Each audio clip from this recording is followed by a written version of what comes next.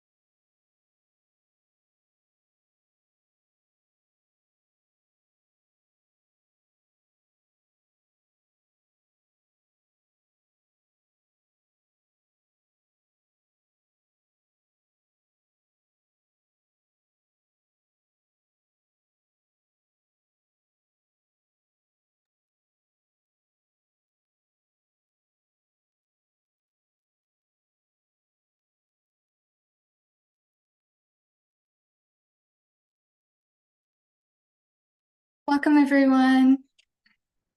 Okay, so let's get started. I think we're having a slow Sunday morning, and more people will join in a bit. No problem, because we're going to first review the past couple of days. So if this is your first time here, this is day 3.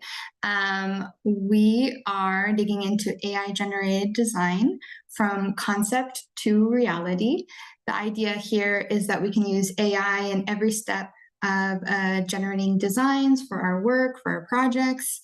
And the past couple days, so day 1, we went through theory, which we'll review really quickly today, which included user cases, so we can see how it applies to the real world, the mechanics, so we can have a good understanding of how these things work. So when we use them in our projects, we're able to explain how we generated our designs. And finally, we went over some ethics with some interesting debate questions. Yesterday was day 2, practice. I just showed a ton of about a dozen different AI tools that you can use for your design projects. Today, integration, day 3, we're going to put those tools together, apply what we learned, and create a project from start to finish, from brainstorming to visualization, to generating 360 worlds and 3D objects, and putting it all together in some 3D software that we can use to then project into virtual reality or augmented reality, easily shareable to share with your clients or collaborators, and continue to work on your designs in a contextual, empathetic manner. If you have any questions throughout, just please send a message to the chat. This is streaming on YouTube as well, so you can go back to my YouTube channel and rewatch this if it's a little too quick if you're trying to do this at home. Earlier, I had my QR code here. If you haven't gotten a chance to check it out, you're more than likely subscribed to my newsletter. If not, it's there. At the end of this, which is the last day, at the end of this, you will get an email with a ton of resources that we discussed here, all of the tools, a tool database of a bunch of AI tools you could use that we would have never had the chance to cover all of them. There's more than 100, as well as the meeting notes that were AI generated. Right now, I am using AI to transcribe my voice and create meeting notes and summaries of today. So we will have those meeting notes in the newsletter as well that you can reference and just look over and refresh your memory. Yeah, all right, let's get started. Okay, so like I said, today we'll review day 1, all the theoretical points. We'll get into a collaborative project. This will be the culmination of everyone that's in our live session today. So I do want it to be very interactive. Please chat in the chat box or feel free to unmute yourself, and we can create something together. Then we'll take a little break, about 15 minutes, and we'll get back. And if you have any questions, if you have any projects that you're working on, any tools that you're curious about, I'm happy to help. We'll have to finish at a hard 3 or maybe a little bit earlier. So in about 2.5 hours or so. So it should be plenty of time. Okay, so this is what we covered in day 1. I started off with just the basic terms just to make sure that we're all talking about the same thing. I really wanted to make sure that we defined AI, artificial intelligence, and VR, virtual reality. Probably obvious to most of us, but like we were saying, the AI, it just takes a ton of data, analyzes, synthesizes it, and then outputs some knowledge for us. It kind of connects a bunch of dots for us, and it reads all of the different patterns, and we can use it for our decision making and inform our different projects. And virtual reality creates immersive 3D spaces, of course, enhancing visualization and experience in design projects.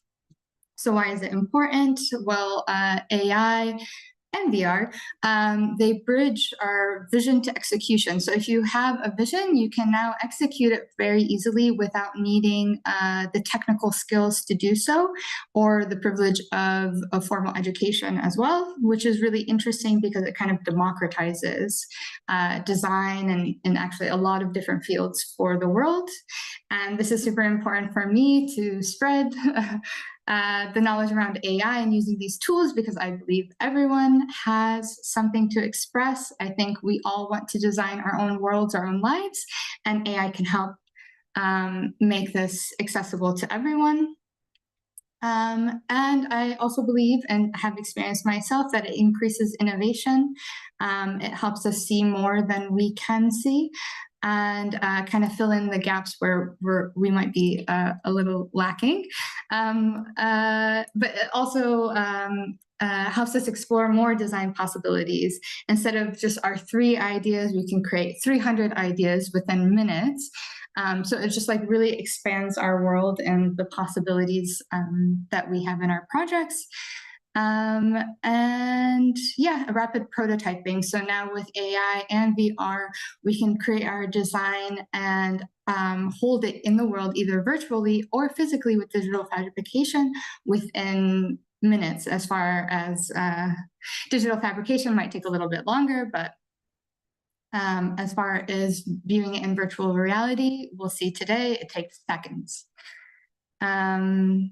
Yes, and gaining deeper insights through immersive perspectives. I believe context is everything. I spoke earlier about how I, in my first year of architecture, was environmental studies, where we were all different scales of design were in one building, from product design, interior design, architecture, and urban planning, because we all have the same design principles and everything is related and connected to each other. How I design a chair is related to the architecture, which is related to the city, which is related to our world. It's all connected, and by immersing our designs in augmented reality and using these digital designs in our physical spaces helps us understand our relationship to those objects within scales and contexts and how they fit in our world before we actually fabricate them. And then we went over different user cases. I'll go through these pretty quickly just to jog your memory. I showed some of my projects of using AI in just about every single step of creating a catalog of hundreds of different designs within weeks as opposed to a year. And we were able to fabricate a collection again, like 2 weeks later after talking to the client. It's super powerful and can be pretty lucrative if you think about it. These are 2 really cool examples of using AI with digital fabrication.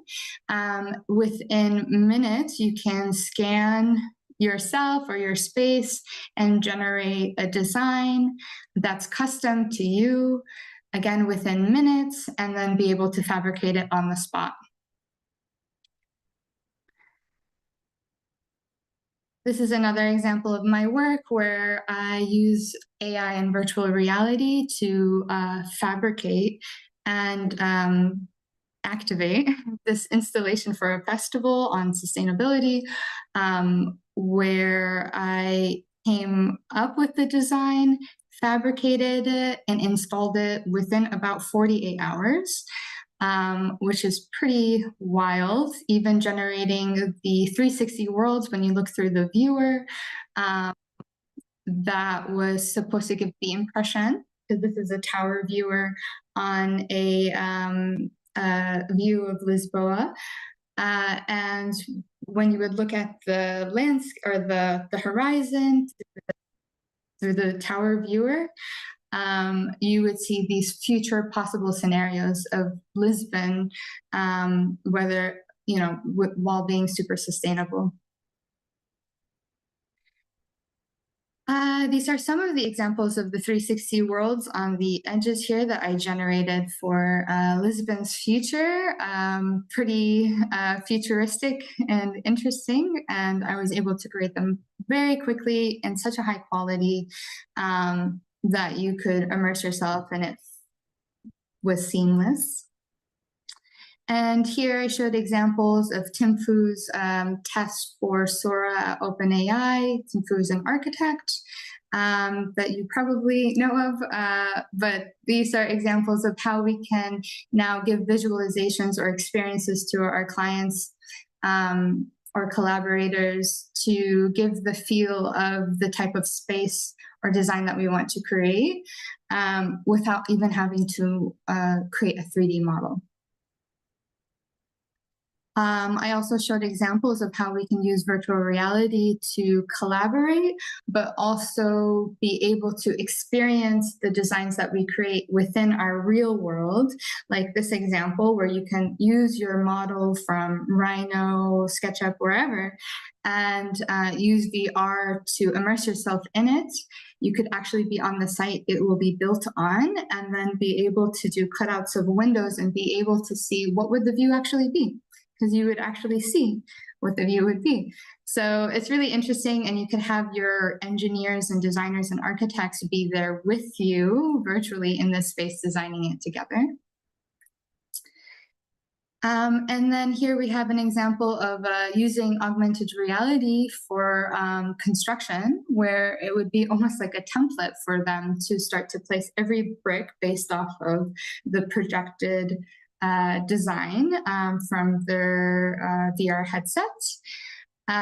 So this is super interesting, especially I come from a background where I would have to really communicate the design to the fabricators, to the craftspeople, and a lot of things can be lost in translation, and this is absolutely pretty foolproof, because you can see absolute like guidance for everything. And then drones. I think drones are super cool and are used in a lot of ways with AI, where they can take on some of the tasks that us humans don't want to do, and make things very accessible very quickly. A lot of them use LiDAR scanners, so AI that would be able to measure the distance of everything and take that data in real time and navigate accordingly, like a self-driving car would. We'll talk more about LiDAR scanners in a bit, and we'll use them. We'll use our LiDAR scanner today. And I talked about parametric design, if you're architects, I'm sure you're familiar with, but AI and parametric design together is amazing. Of course, what we're doing here is we're taking a bunch of data, we're giving it restraints, and then we're generating tons of designs by the second that we can choose from. And here in urban planning, using extended reality and AI to design entire cities and ensuring that we have the basic needs in every city. Like this example here is ensuring that we have a 15-minute city, using AI to ensure that there's always a park within walking distance or a hospital, things like that. And here we have using a headset to gather even more data. So you can potentially use a headset to collect where, like eye tracking in this example, or creating heat maps. So here we have someone walking around a retail store with their headset, and it's collecting where their eye goes. We talked about some of the ethical implications of this, but in reality, this is bringing our experience that we usually have on the internet, on web pages that constantly collect our data and where our mouse goes. And now it's coming into the real life, where a potential customer coming in is actually sharing a ton of data that can be used. But where I'm excited about this is how could it be used for interior design and clients or architects, where, or urban planning, how we can, with consent, collect data with where people want to be and hang out in their space, and designing accordingly, or designing to help improve their livelihood. For example, creating more interesting things near windows so that they get more vitamin D, things like this. It's an interesting way that you could essentially diagnose someone and how they use their space. Furthermore, on interior design, we saw examples here of how you could use VR to immerse yourself in your space and verbally ask for what you want in this space and see it in real time, see hundreds of different examples, either swiping through furniture arrangements, going through an entire inventory in your living room, or saying, I want this wallpaper with these colors and these objects, and by the end of it, it being shipped to you.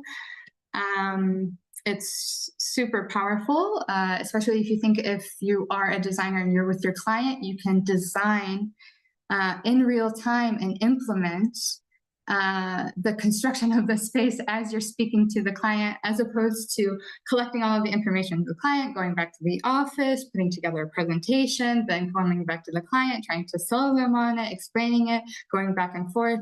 Here, the client gets to experience what it would be like to have that design in real time and be able to mold and customize it as they're experiencing it. Then we talked about digital twins. Digital twins are super important. We usually hear about digital twins for humans on a very basic level of like just having a virtual copy of how someone looks. But digital twins, really what they're about is collecting live data and then being able to go to that virtual version of it and be able to see the stats of that data and the health. So if it was a digital twin of a person, the medical industry is using this more and more, where they can then monitor their heart health, their breathing, their organs.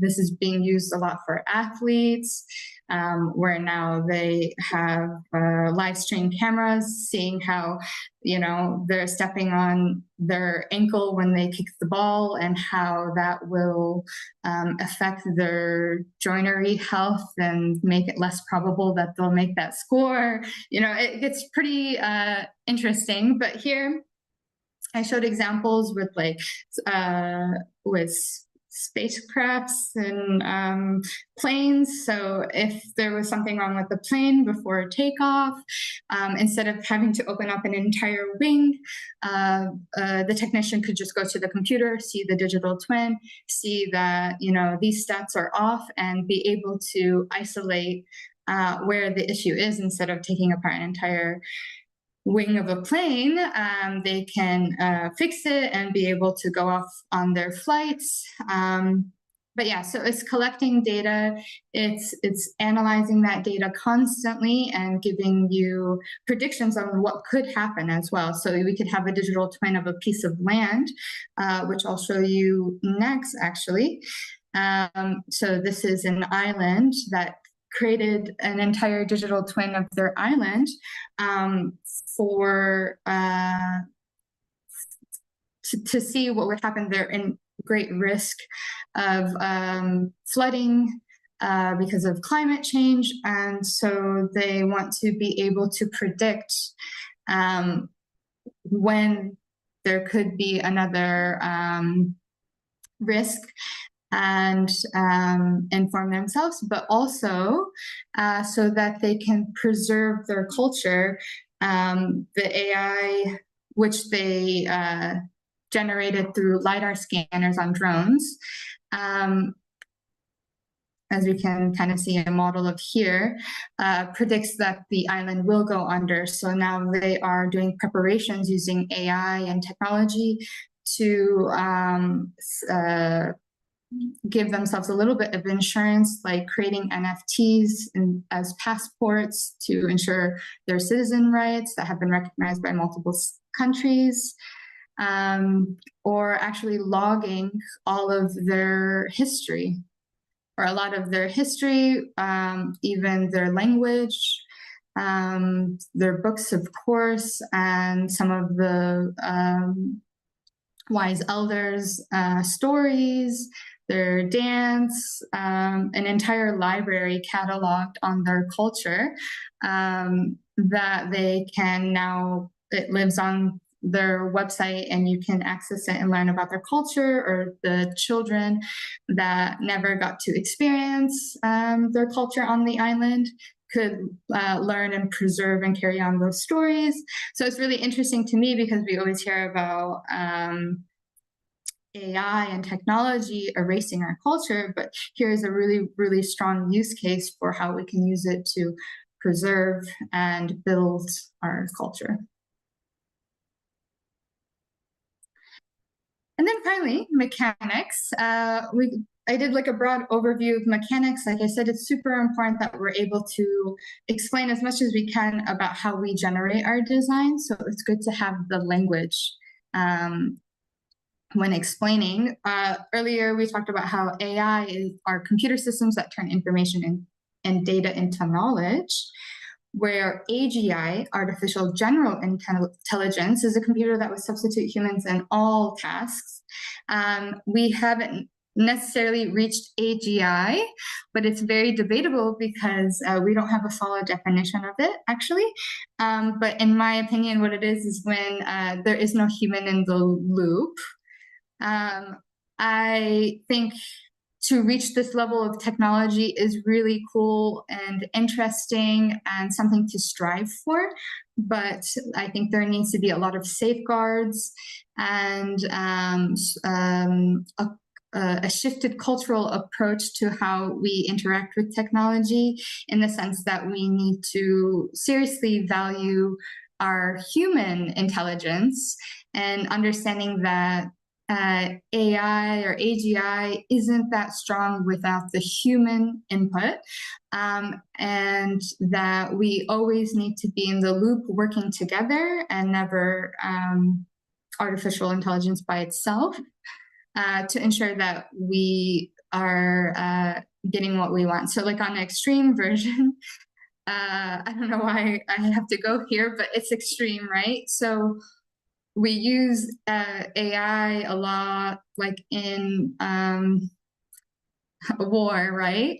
But there always needs to be a human that pushes the button for something to go off, right? There are laws that ensures that there's always a human that does that.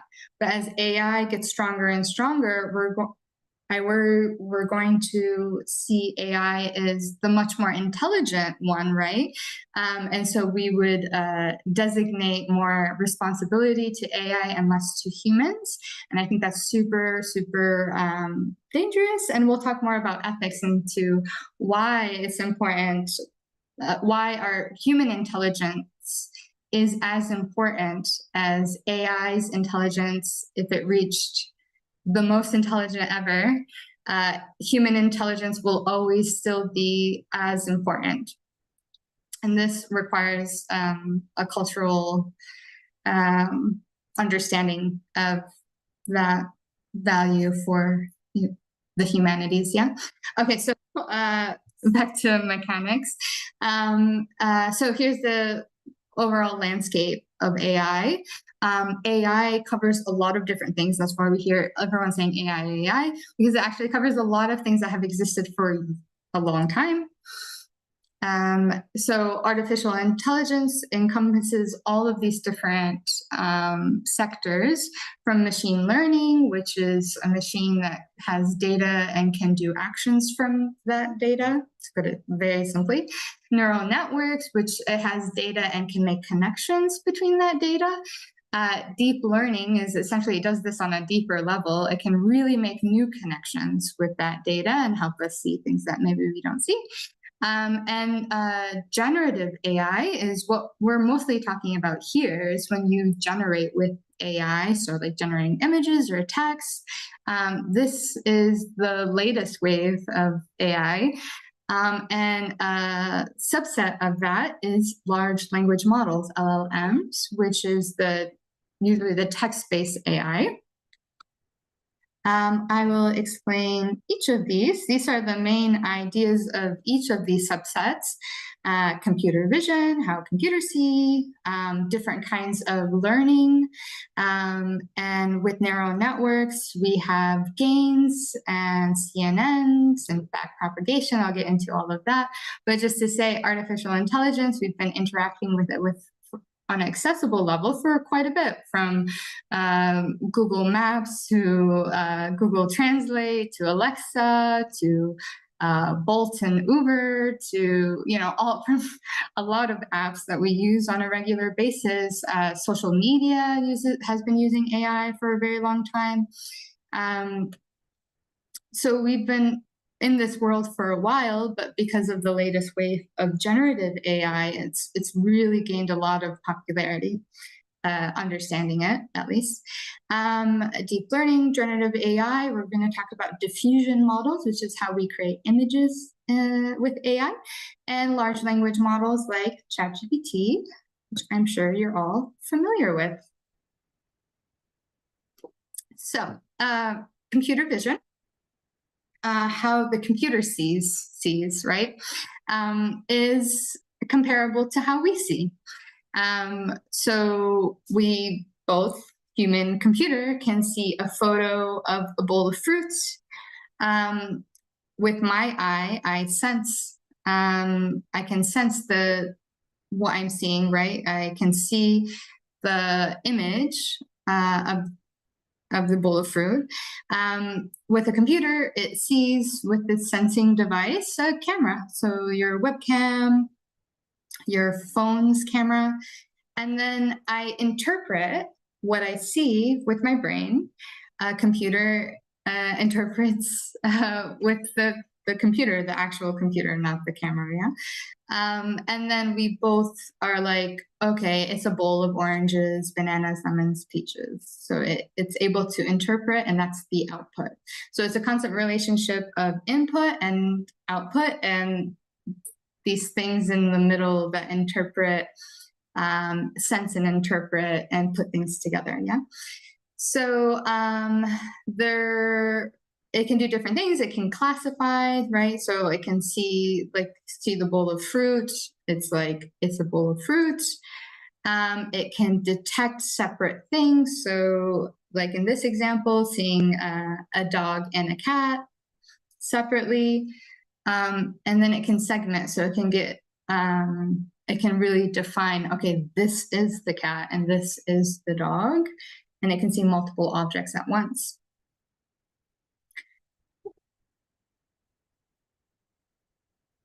So with machine learning, like I said, there's different kinds of learning.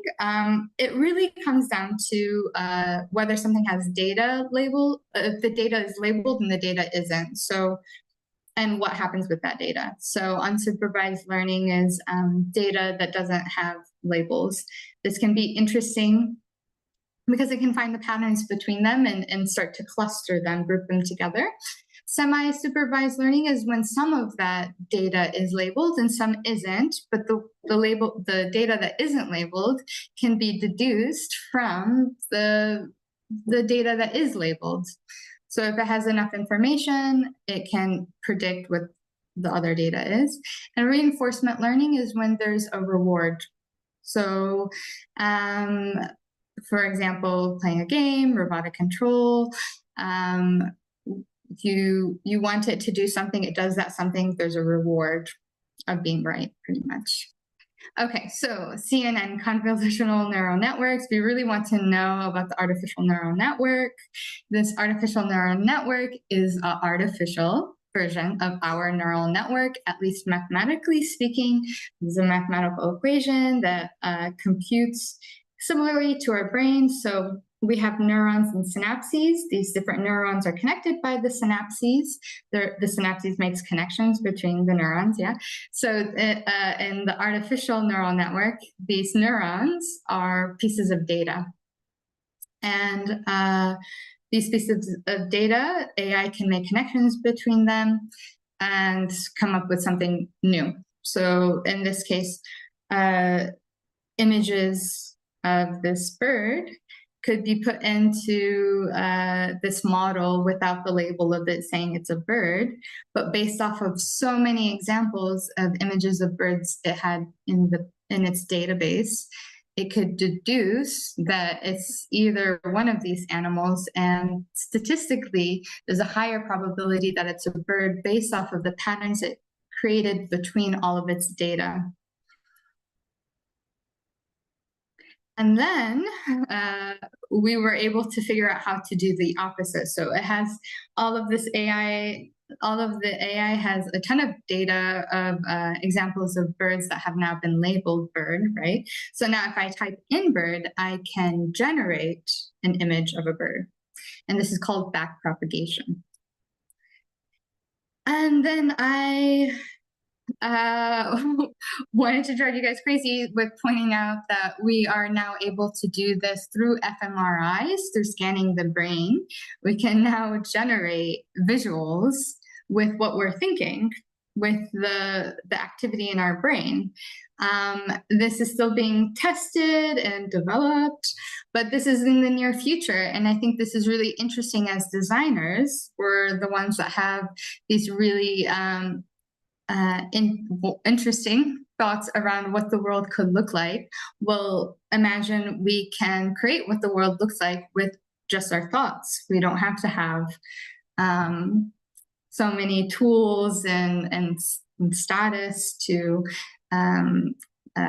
produce what we're thinking. We can just think it and other people can see it, and so it's really important that we have a really good intention for what the future or the present could look like, because in the near future, we can create it. We could create it with our thoughts. So this is important, just to say that we think more abundantly, so that we can create a world that we want to be in, as opposed to if we get stuck in the fear of things, we could create that world as well. So, of course, it's a lot more complicated than that, but that is a thought. So here we have diffusion model. So how AI generates images is actually taking a very noisy image, one full of static, like when you turn on an old TV, and then it tries, based off of your prompt, what you wrote, it tries to find that image or the patterns that it has learned in the past from its data and the labels.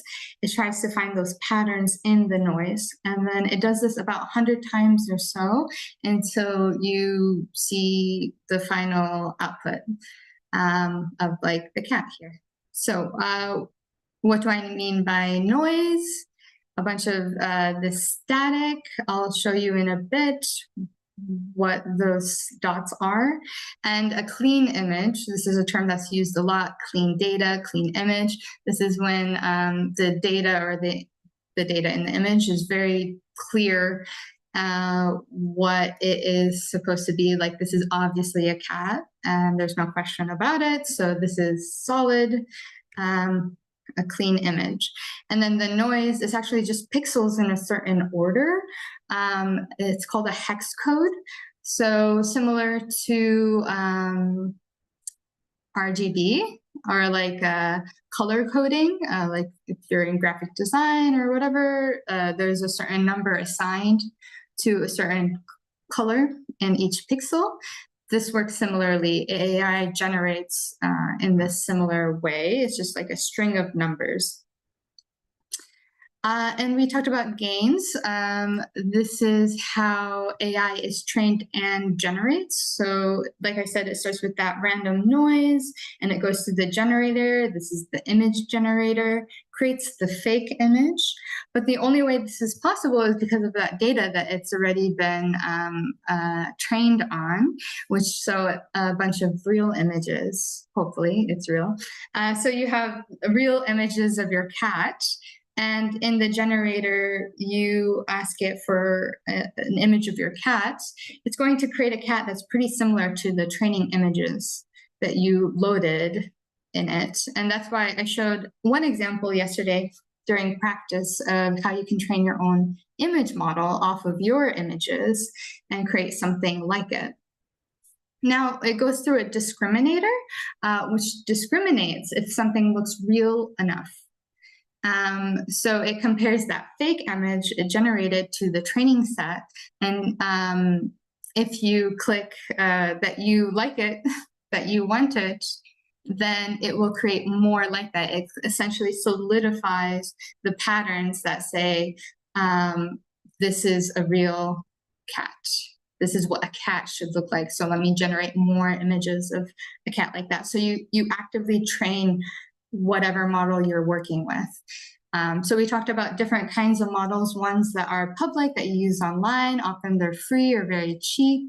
And those ones are collecting your data every time you click what you want, or if you like something, if you enhance a photo, this is all data that it's collecting on creating more images or more words, more whatever, that look like that, that sound like that are strung together like that, those numbers. Versus if you had like a lot of times you can download like open source AI models that live on your hardware that aren't connected to the internet, and you get to keep all of that data. And as you interact with that model, you build your own model, which is very important for companies or designers or design firms to develop their own model. Yeah, so, okay. And then we talked about capturing tools. So all of these different tools that we can use to document the physical space around us, from NeRFs, LiDAR, photogrammetry, Gaussian splatting. So a lot of these are essentially you can use on your own phone, but you can also, if you're using this very professionally, you should probably use a professional tool like a full-fledged LiDAR scanner. You can find them at your local fab lab, or you can rent them or things like that. So anyways, you can go around capturing all the way around an object to take the data from all sides of it to then compute later to turn into a model. So with the NeRF, so it takes sparse 2D images. It doesn't need to even get all of the information. And then it, with AI, constructs a 3D model out of that. So a lot of times if you don't have this perfect 360 capture of an object, a NeRF is really strong. We saw yesterday in practice using a video, an AI-generated video, using NeRFs to create the 3D model of that object, and turned out pretty strong. Where I think I showed you another example. I have another example of doing another model from AI-generated video using photogrammetry, and it wasn't as strong. It had a lot of holes, because photogrammetry is you take a bunch of pictures and then it quilts them together. So it like stitches all of these images together to create this mesh. Where a LiDAR scanner is actually using a laser. So it's a light that projects, and in that distance, it will measure that distance and then create the 3D model from those measurements. This is extremely accurate, like if we're looking at distances, if we're looking at architecture or interior design where we need accurate measurements, a LiDAR scanner is what you want to use. Amazingly enough, the later iPhones have a really strong LiDAR scanner. Also, iPads have them. And that's amazing. And I would take advantage of that, especially if you're a designer, to start getting familiar with apps like Polycam that we looked at yesterday and we'll explore more today. And then finally, Gaussian splatting, I think, is perhaps maybe the future of AI-generated designs and objects, because like the hex codes of an image, it creates these point clouds, these points suspended in a cloud. That when you look far enough, it looks totally real and opaque, but when you get close up, you can start to see these are actually just dots of color suspended. Super interesting.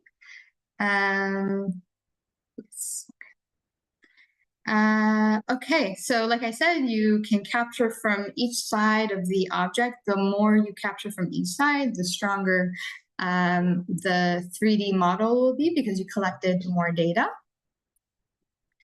And like I was saying, where it can capture the distance of different points. This is for a nerf, but with it all kind of works similarly.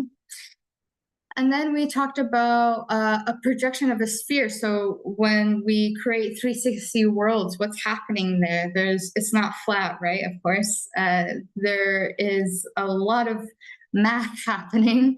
And we looked at an example of that. If we look at a map of the world, this is one that we're really familiar with, where there's a curvature happening, and we need to account for that because it creates these distortions. So if you look at the equator line, you have the perfect circle. So things are very accurate from that view, very clear. But then there are more distortions as you go out. And those distortions are really natural to our eye. And when they're not there, things look very artificial. So that's why virtual reality is interesting, because you design for those distortions and our eye understands that as natural. So we talk and look into these different AI tools that create those distortions, but also the seamlessness of it. So all the way on the left and all the way on the right is actually the back of the 360.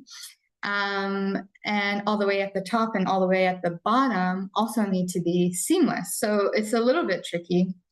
But we have AI tools that can figure it out for us, or we can do some hacking ourselves and just create the distortions from any panoramic image that has an aspect ratio of 2:1. So more on that. And then we talked about large language models. How do we train them? How do we have them? Like ChatGPT, what happened there? Well, it's just a chunk of the internet that's been loaded into data centers and then compressed similar to a zip file. And it's we do this with GPUs, and these are like little computer chips. You probably seen images when it says AI, the like Shutterstock image of an AI right now is the GPU, that computer chip, and it's like connected like that. Yeah. So that's what's happening there. This is super expensive, and that's why a lot of people and companies are just using the large language models of these really big large language models like OpenAI's or Meta's or Amazon. There's all of these huge companies that have their own large language models because they're super expensive. Like in this example, it costs $2 million. Yes, so there's a bit of a race towards having the largest large language model. When you use a large language model, you're dealing with tokens. Tokens are, so to put it simply, like a word, my, is assigned to a number. In this case, 3666. That's its token ID. And so for the AI, it's just seeing a string of numbers, and it's just predicting the next number based off of the probability that that next number would be next. Similar to how you use your smartphone when you're texting and it predicts the next word based off of your data.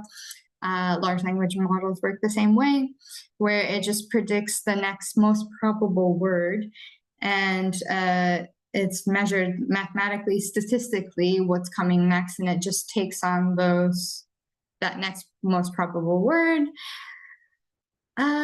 So yeah, it's all about data collection, the AI synthesizing, analyzing that data, and then creating an output. For architects, for designers, data collection is super important, even without AI, right? You go and you visit the client, you collect as much information you can, you get information about the site, you get the floor plans. Same thing with AI. You want to get as much information that you can. And we can do this with a bunch of different AI tools, whether that's with the LiDAR scanner, or drones, or taking a video of the space that you can use AI to compute into a model, right? There's all of these really interesting ways of collecting data easily about your projects and then using AI to find the patterns between them. You can load what are the constraints of the project, and then it can generate a model for you or potential possibilities for that project. I always say AI is the best thing ever for research, to inform your projects, to explore different possibilities. Even if you don't use it to actually generate a model or generate a design, it helps you organize the project, the situation, all of the information, all of the data. I believe AI enhances our cognitive and creative abilities, that it is a co-pilot, a collaborator, that it can see more than we can in some aspects. Like in the digital world, we can't see hex codes, right? We can't see all of these hidden things on the internet, on our browser, in the digital sphere.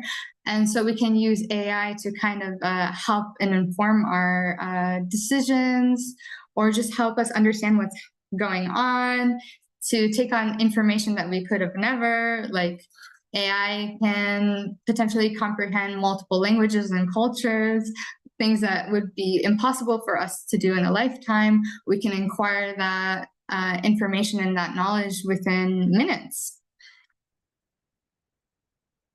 But it has its technical challenges. It's not flawless, and we shouldn't put all of our faith into it, right?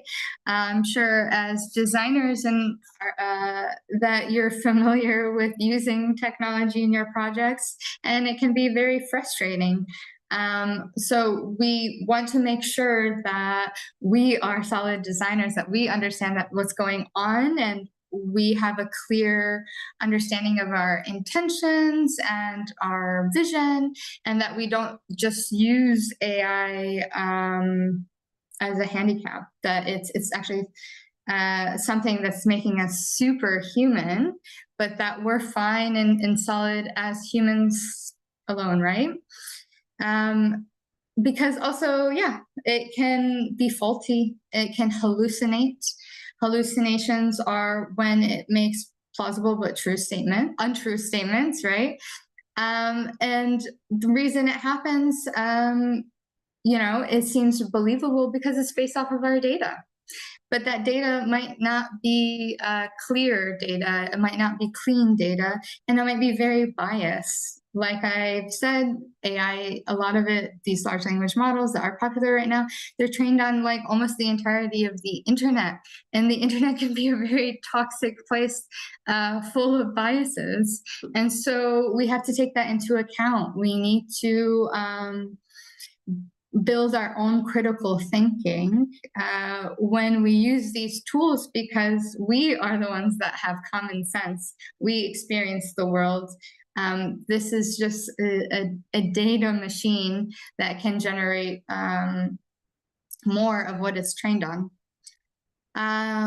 So yeah, we can prevent this though. If we are using AI, we can prevent this by giving it more clean data and clear constraints.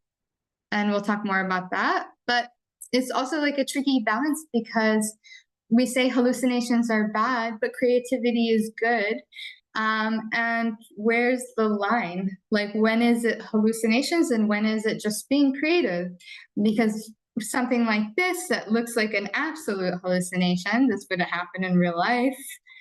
It's not based in reality, but we think it's really cool and it makes beautiful art. And I want to see more of it, and I'm going to generate more of it. So you can't have one without the other. So we need our critical thinking to determine and decipher when is it acceptable and when isn't it. So AI is great. AI with human creativity, amazing. But AI, human creativity, and specialized knowledge is where it's at. You want to continue building your skills, building your knowledge base. AI is not going to be this, solution for everything. We need to, especially as designers, as tastemakers, as curators, as visionaries, we need to have our own database that's always changing and growing and evolving. And I think the most interesting thing about AI is us.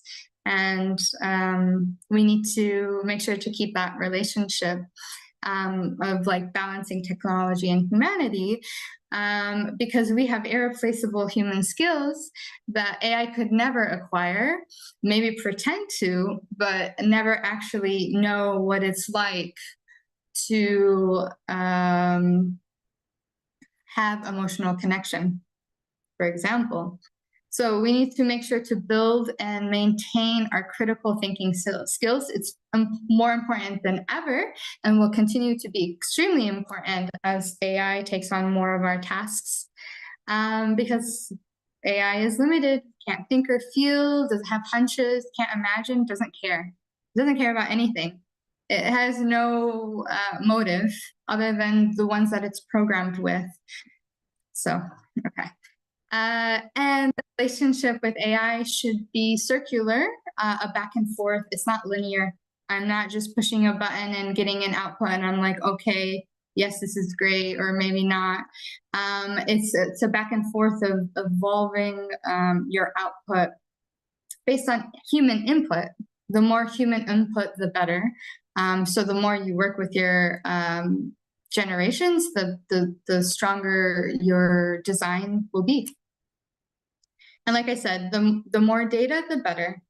If you're training a model based off of your portfolio work, more examples is going to give you a stronger output. Otherwise, it can hallucinate and do something weird or not aligned with what you want. So you want to give it as much context and data as possible. And there's also the quality of data, and like I was saying, the quantity of data. Here we can use computer vision to monitor every step of our projects, of our designs. I have an example of just a ceramic mug, but this can be applied to just about everything. Each step of the process, you can use computer vision or AI to monitor that everything is how you want it to be. But you need to give it as many examples as possible. Like here we see it's labeled correctly. This is the training set like we talked about. This mug is okay, this one has a defect, and this one's okay.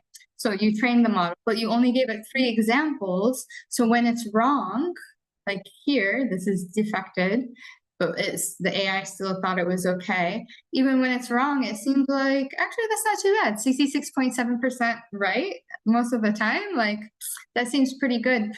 But if I had more or not good, it's right. So you just need to give it more examples so that when it's right or wrong, it's more accurate, right? It's like when you survey a group of people, usually you want like 100 people for more accurate results. If you only survey like 3 people and one person didn't like it or whatever, and it's a third of your population, it's just not accurate information. This is from yesterday. Okay, and then we talked about what is real and what isn't, because I really wanted to build your critical thinking skills, right? And also show you what's going on in the landscape of AI, like these weird AI bots that live on Facebook these days that are generating very strange content based off of what data it has, right? Where people are spending their time on Facebook, what photos they're looking at the longest, what things they're liking the most, making very strange generations that surprisingly people believe is real somehow. If you look in the comment section, it's very surprising how many people think it's real. because they don't know about these technologies existing in the first place. So it wouldn't even be possible to imagine that it was generated. They don't know what generated means. So that's super important that we learn about this, talk to people about it. So especially the elderly or the aging population and the very young. A lot of times, like, their brain can't even compute because they haven't seen any examples or work of this. Sorry. Okay.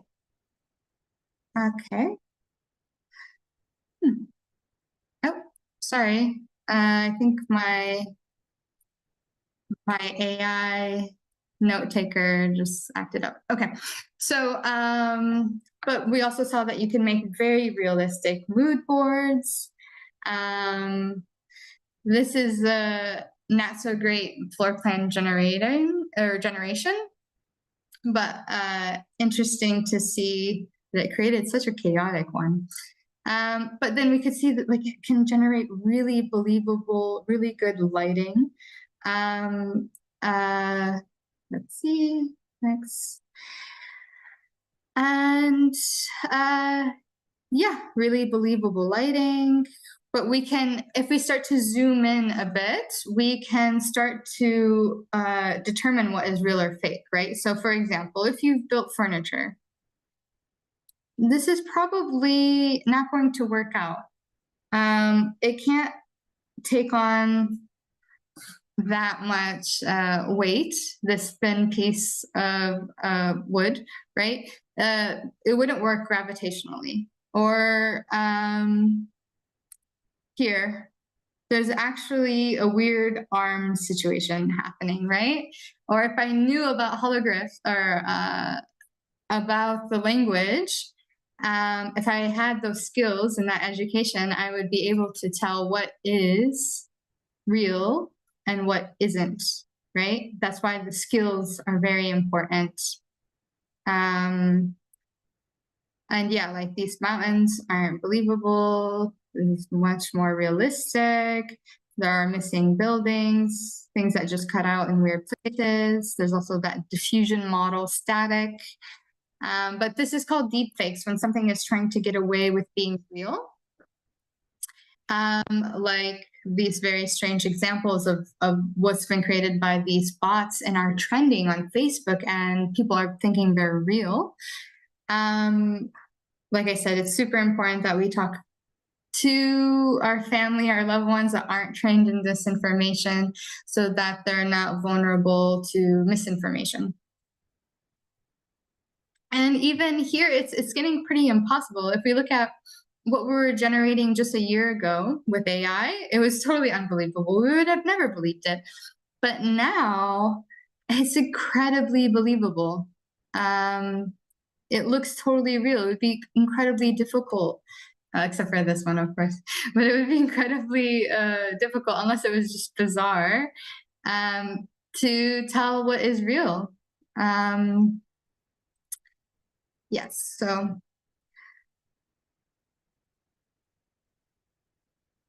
that brings us into ethics, of course. We talked about what's happening globally. There's a ton of mistrust, understandably so. It's getting worse in the age of AI.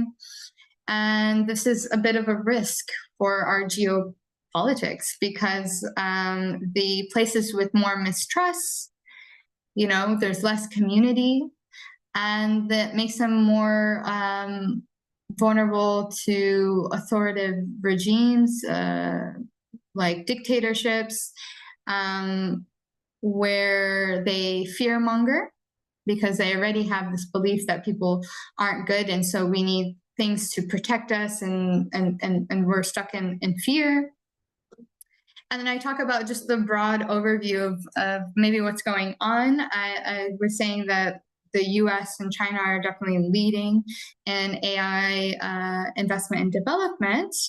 But in Europe, we see more laws and safeguarding around AI with the new AI Act that's going into law right now, the GDPR that protects data privacy, and all of these things that are aiming to protect people from their data being used against them. Where in the US, the laws or the AI Act that came out there has a lot of loopholes, a lot of holes for corporations and government to profitize or use the public's data for their own agendas, whether that's making money or domination. And then we have China and other countries that are using AI to grow state power. And so there's a lot of concerns about data privacy and things like that. And I wanted to talk about, even though it's very heavy and very difficult and not inspiring, what goes into creating AI. We think AI, the cloud, is in the sky, but it's actually here on Earth. It's under our feet. It's made of the Earth. And it requires a lot of human labor. We think it's all artificial, right? So it's just, I'm just talking to this cloud in the sky, but it requires a ton of human labor with the data labeling, with really congested full data centers or of people working, these huge data centers that need a lot of power cooling as well with water. So water is another concern. And then this race for GPUs so that everyone can compete. Everyone's competing for the strongest large language model and having the most data.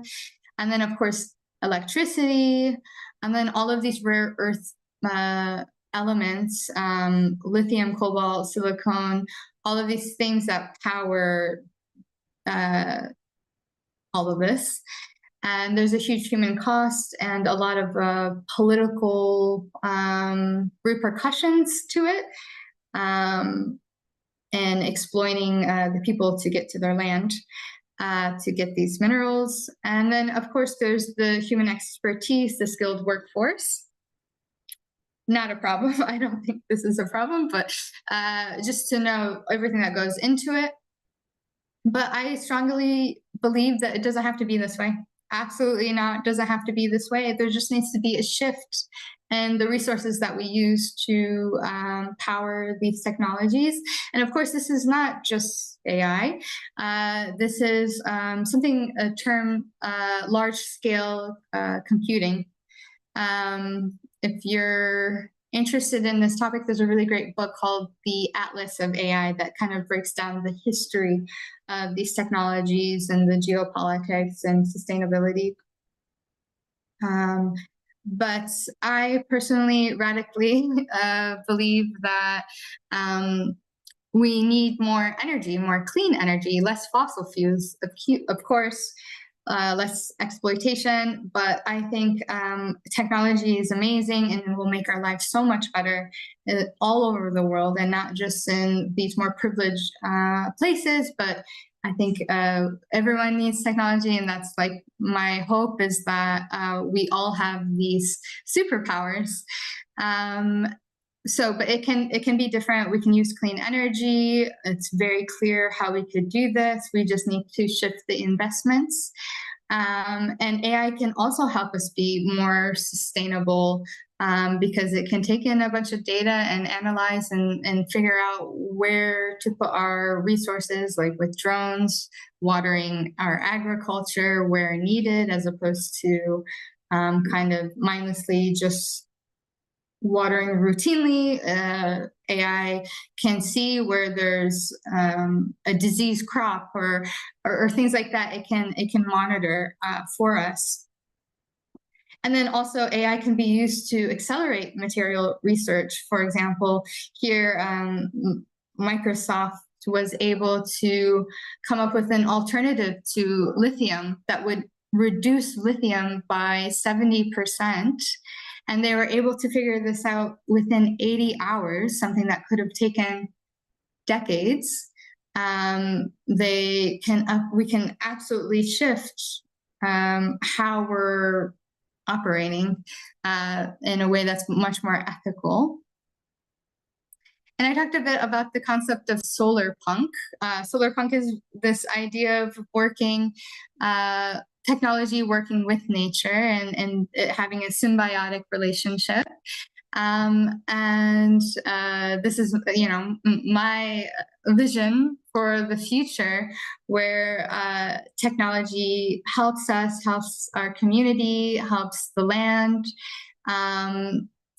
using passive clean energy.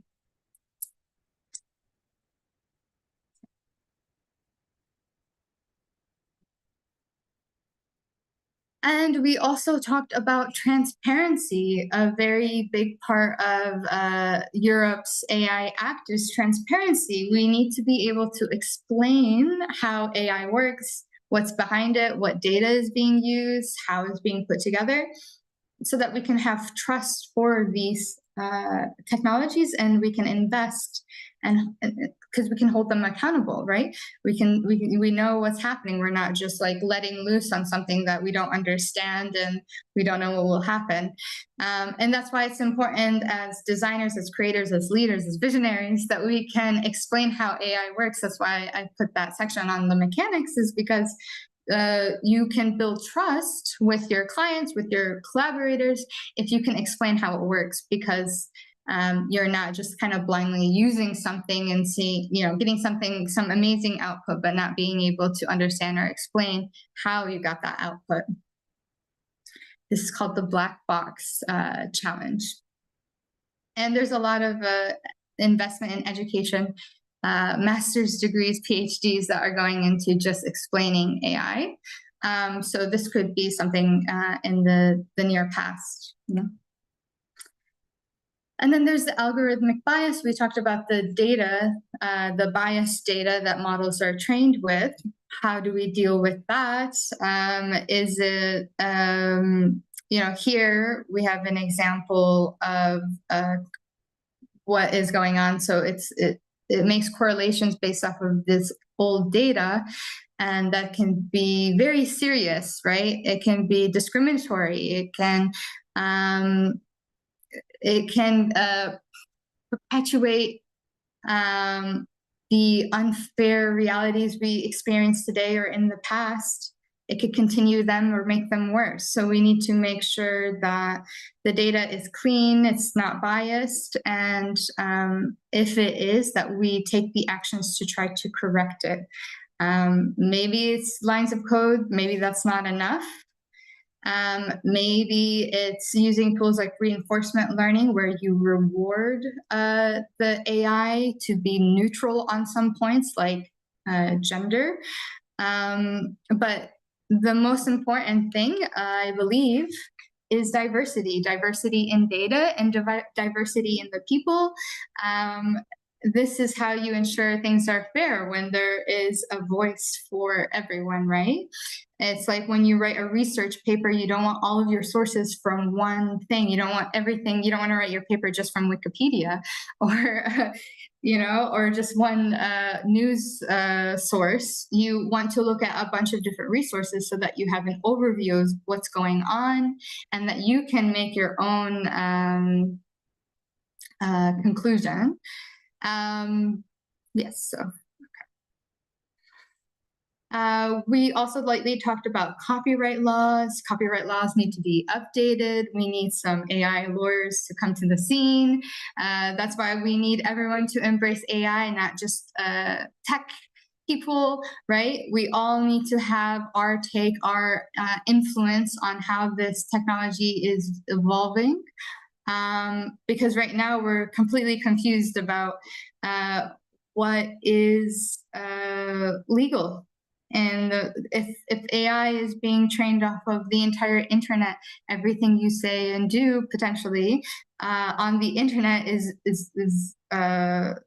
building these technologies. So what does that mean for me as a creative, as an artist, as a designer that's sharing my work? Do I get loyalties for this or what? So it brings up big questions like even universal income. So if I am giving my data all the time, which is data is the new oil, should I see something from this? Like, should there be universal income? Should there be some sort of income from these companies being taxed that are using our data? I mean, it's my work, it's my intelligence, it's my intellectual property. So these are really big questions that we need to invest in and see what are our boundaries with this technology. And then my other piece of advice was to not be scalable. AI will take on more of our repetitive tasks. And if your work can be repeated,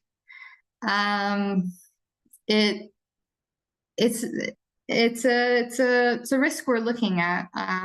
There, of course, is already a lot of job loss, but there is also equally, if not more, job creation. But we're in this weird transition in the moment where we're shifting to that reality, and we kind of want to consider where do we fit in that future of our mediocre work or tasks being taken over by AI, leaving certain things that can only be done by humans, especially if we value it in our culture, right? Like we were talking about earlier, this balance between humanities and technology. We want to think about not being scalable, and this brings us to the idea of starchitects. Starchitects are very unique. They have a very unique vision for how things can be, and that's why they're so famous. I mean, one of the reasons why, because they just stick out from everything else, right? We see it and we're like, whoa, that's a Zaha Hadid, obviously, because they really invested in their creative, unique ideas. And I think this is super important and super needed in the future, especially as AI generates more of our world. It's going to kind of become boring. And we will want or need something more spicy, more interesting, and more human. And so we really need to invest and lean into our humanness, our creativity, our vision, our human experience, because that's what's going to resonate with people more than all of this AI generated stuff. But we still want to use AI, absolutely, to automate our routine tasks so that we can be more human. It can do the things less human for us, like reading every email. That's not human. I need AI to just show me what's actually important, and I can move on to my other tasks like designs. Maybe it's not that human to draw out every line in AutoCAD or whatever, and that it's much more human for me to just express my vision and have it come to life. Of course, there's a bunch of different things that you could automate or give to AI or designate to AI, and some things that you don't. And what will make you unique and interesting is where do you put the boundaries? Maybe it's interesting that you don't use AI in some aspects, and it's interesting that you do in some aspects. And that's what's going to make you unique as a designer, is having a stance and knowing where you want to use it and where you don't want to use it. Because again, it can be very innovative to use AI. It can show you so many options, or that's not where you want to use it and you just want to use it in automating your floor plans or whatever. There's a lot there. And then I have this quote from Agostinho da Silva: a man is not born to work, but to create, to be that free poet. Even though we talked about universal income, I still intrinsically believe that we want to create, that it's natural for us to create, and that even if we weren't paid for it, we want to create. And you probably do this all the time. There's so many cool, fun projects that we like to do that contribute to humanity and making our spaces more beautiful and more functional, because this is inside us and we want to do it. We want to create. But if we don't have to work, right? There isn't this forced work. It's going to free our spirits more to actually engage with what's inside us and what wants to come out. And I believe that AI can help us get there, get back there. So my question was, if money were not an issue, what type of worlds would you create or projects would you delve into? And I think this is a really important question to consider as you move forward in this age of AI, as you can designate different tasks. And in a future that a lot of people are talking about, a lot of leaders are talking about, are what if the work week was only 3 or 4 days and each day was only 3 or 4 hours, and people got paid the same because they're creating work that's just as good, if not better, with AI. So if we can hold these standards in our culture, we can help create that reality where our work is appreciated, no matter what, if we use AI or not, as long as we're doing it in healthy and interesting ways. And then it's like, what do you do with the rest of that time?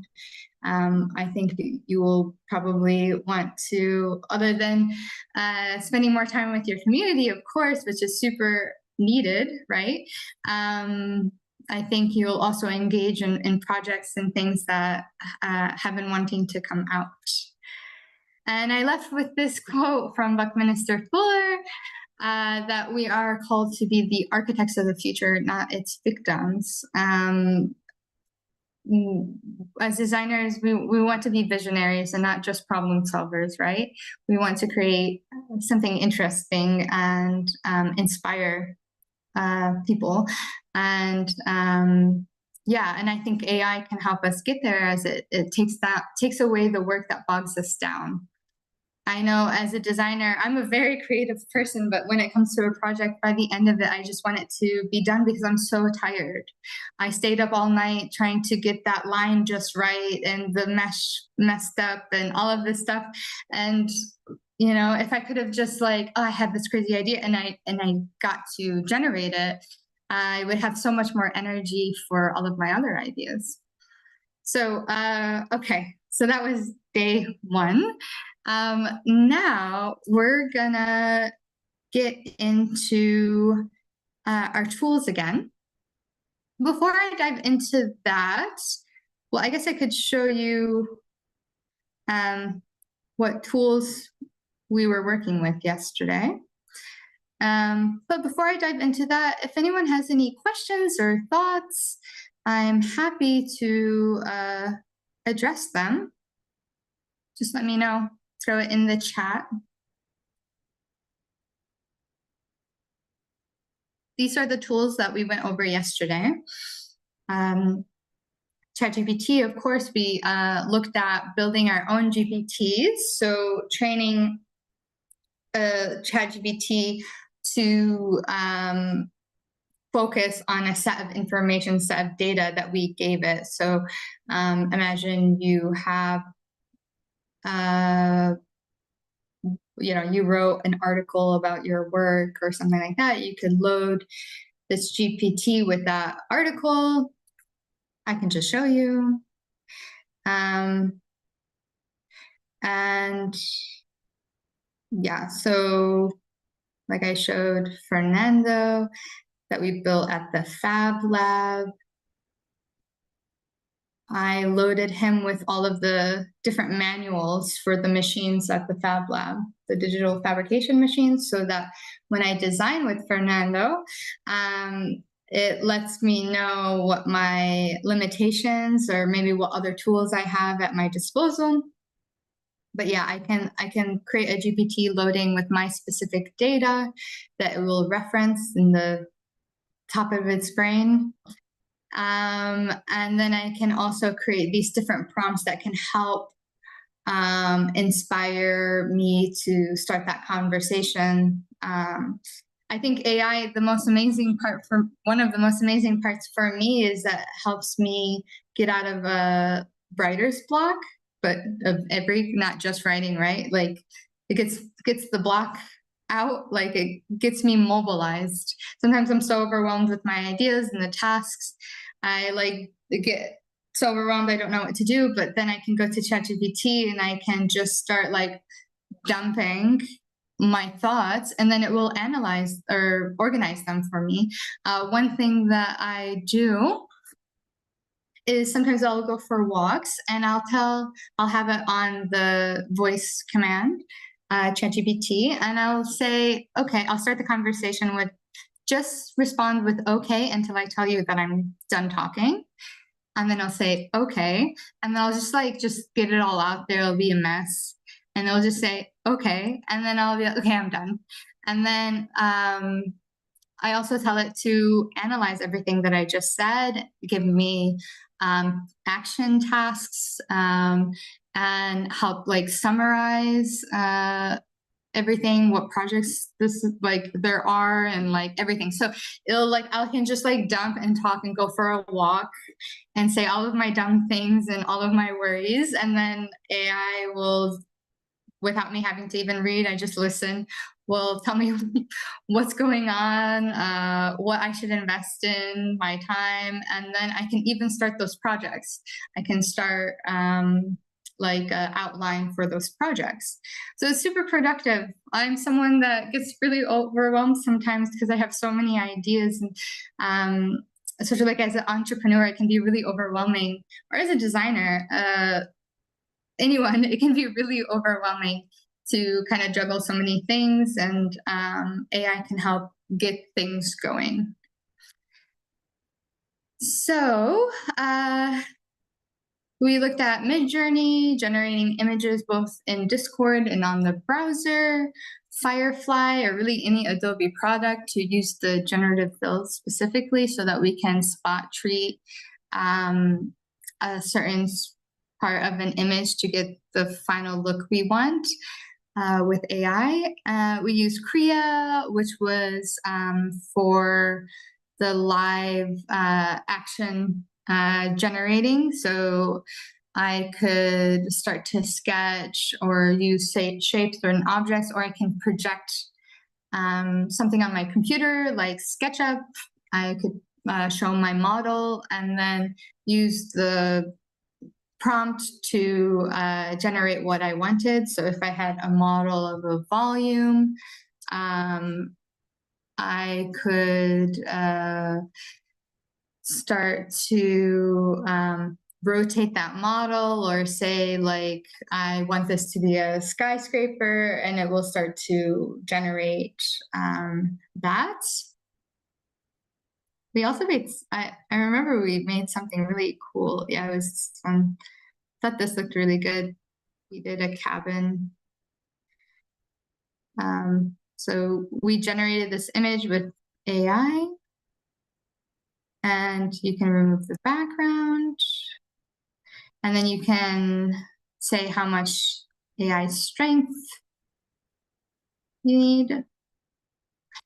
Okay, there you go. So pretty amazing. Even I could do less. And then I think I had a moon here. Yeah. Okay. Okay. All right. Yeah. So I can constantly, change this. Oh, too much AI. Okay.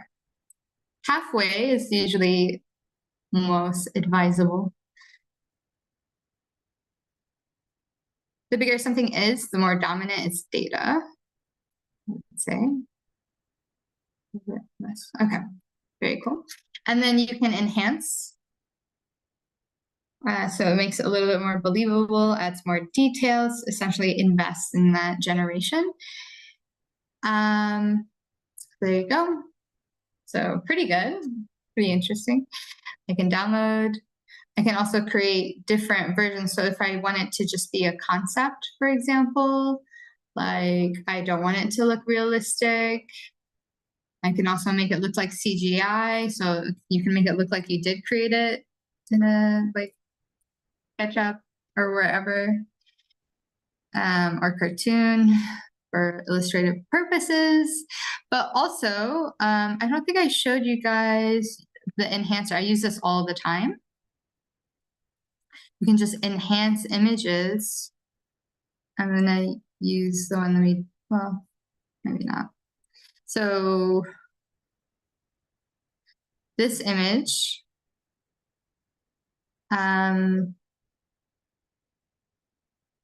I can enhance it. Let me see.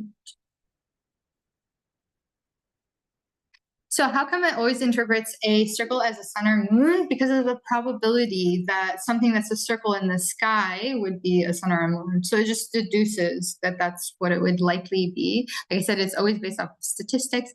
But I can show you if we move the circle lower. Let's see what happens. Yeah, so now I saw it turn into like so it turned into a ball here, but earlier I saw it turn into like plumbing or something, turned into a building, it turned into an opening. That's interesting. Yeah, very cool, actually. So this is all based off of composition and relative to what would be most probable. I'm going to put a little bit more AI here. Now it thinks it's a graphic. Now it's like, what the heck is even going? I can send it to the back. So now we're getting back into a moon. Yeah. So when it's above the here, it becomes, yeah, the sun or the moon or the sky. But when it's lower, it starts to think of this part of the architecture.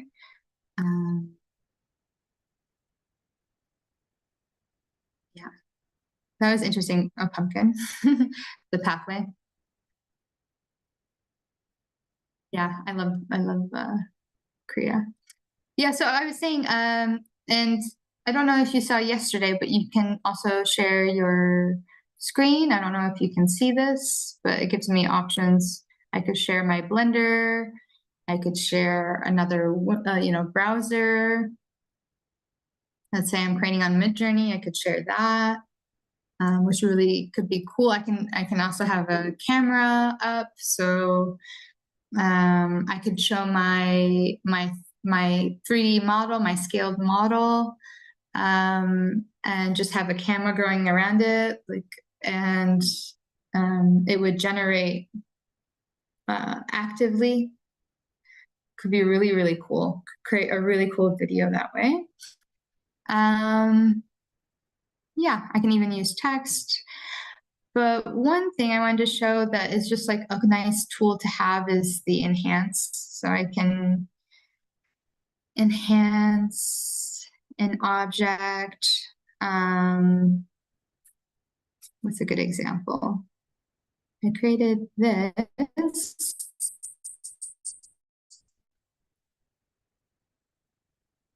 Created this world.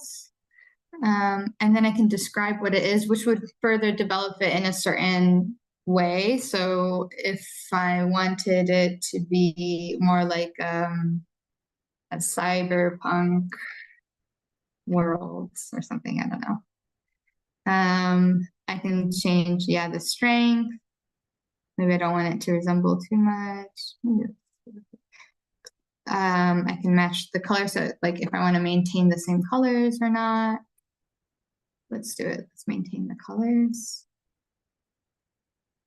And I can even add more images and things like that, but let's just leave it here.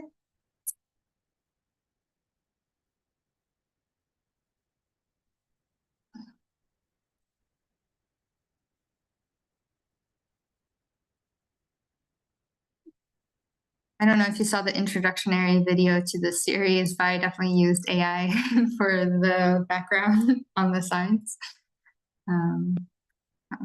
I generated the sides. I just used my cell phone like this way. So I just had like the 16:9 view, and then I generated the sides to create the YouTube ratio. Okay, so on the right is an enhancement. So you can see way more detail. Looks a bit more believable. It's enhanced. Yeah, see all of the people here, how much more information we have. So there you go. And it's closer to this idea of like a cyberpunk, a bit of a dystopian future. Yeah, it's amazing. So this could be interesting. I'm just thinking about your guys' like hand-built 3D models, putting it in here and saying it's actually built architecture. Could be really cool. So you can keep the same forms and colors and everything if you wanted. Okay, so that's Kriya, and maybe we'll use that later. Then exactly, that's when you train your own model off of your images. Super cool. Meshy to create the 3D object with AI, and Luma to generate 3D objects, Polycam as a camera or image capturing tool. You can use the LiDAR scanner or photogrammetry.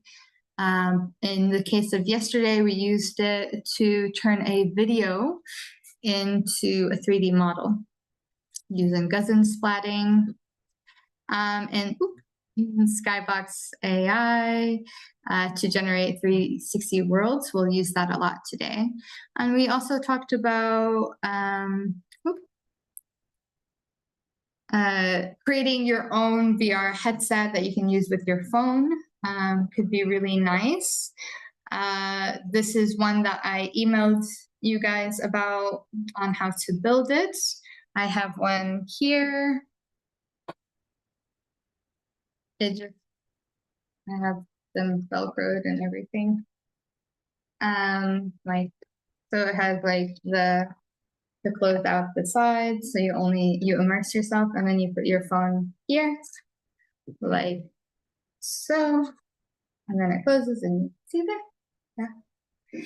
And then it has this piece of plastic lenses that you can order, but you can also, I was saying, you could get creative and just cut out from a plastic bottle the curve. You can cut out a circle and use those, so it'll create a similar effect, that distortion we talked about.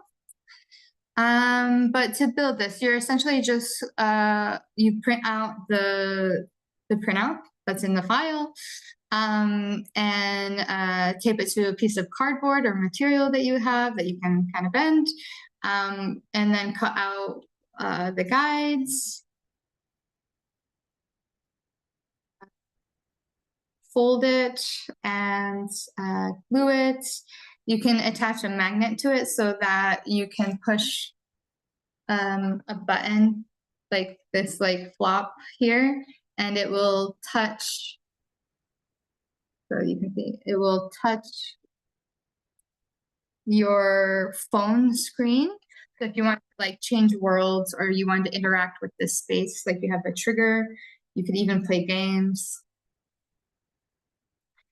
And then generate the worlds that you want to see. We looked at Memento 360 as a really nice option for our phones. You don't even need to make an app, or it's not even an app that you have to download, and it will give you that VR effect. I can show you as a reminder. Let's see. I thought I had it up.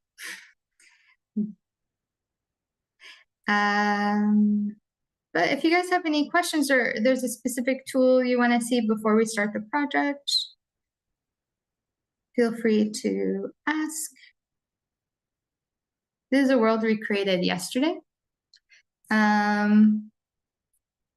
So it creates that double vision, and it distorts things a little bit.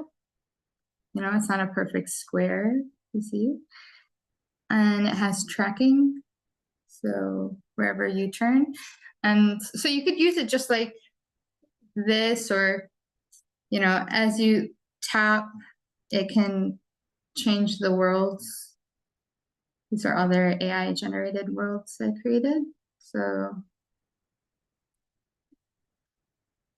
anyways, you can also just use it like this without a headset.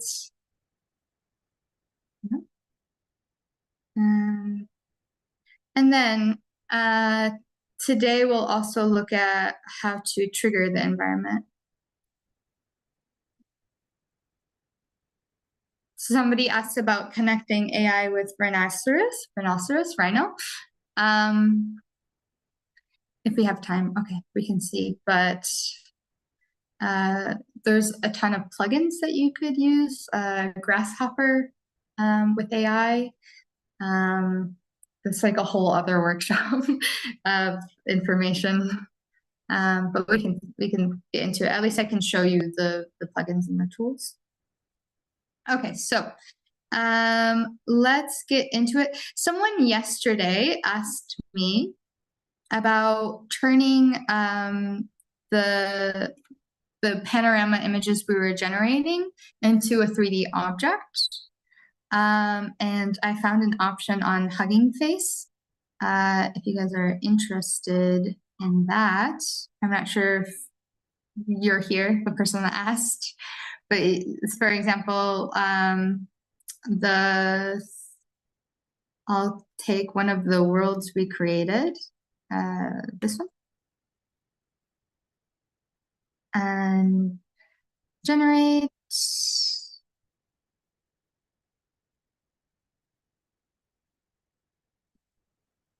It creates a 360 mesh. So it's very, oh, it created a 360 mesh that has depth. You can also create a depth map here, which is really cool with AI. And then you can also do image to 3D. This is called Zoe Depth. Very cool. So let's see.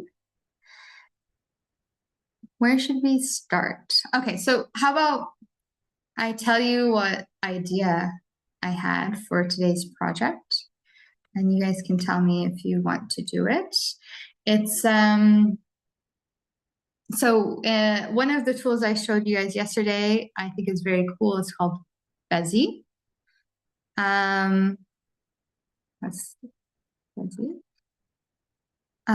So it's a 3D software that's free that I thought was a nice alternative to like a very user-friendly Blender. Because the idea here is, you know, that we can just communicate our ideas very quickly. What's cool about Bezier is you can create in this online software, and then you can share it very quickly with just a QR code or a link. And you can view it in VR or in augmented reality. So I could use my phone to see this in 3D in my space, or you could even with like a Oculus, like a actual VR headset, you could experience these spaces in there. And people can experience them at the same time and design at the same time. So it's super cool how accessible it is. So my idea was, what if we created multiple 360 worlds and put a camera in there, a person in there, maybe 3D generate some objects. And each one of these worlds would be like a different era in the future. And so we can design different 360 worlds in the future that we want to design. And then we can create a trigger.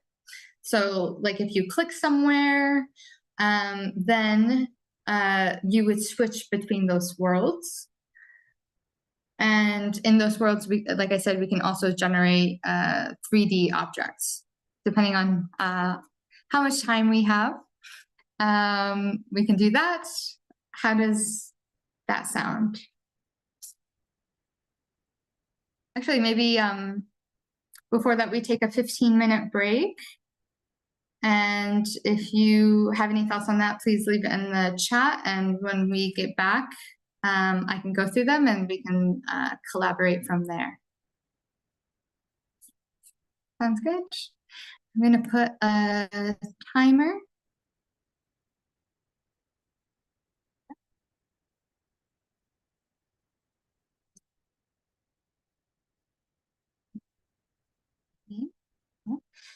I think I'm going to do 13 minutes so that we're back at top of the hour. Okay. Again, feel free to leave something in the chat and then we can get to it when we get back. I'll see you on the other side. Ciao.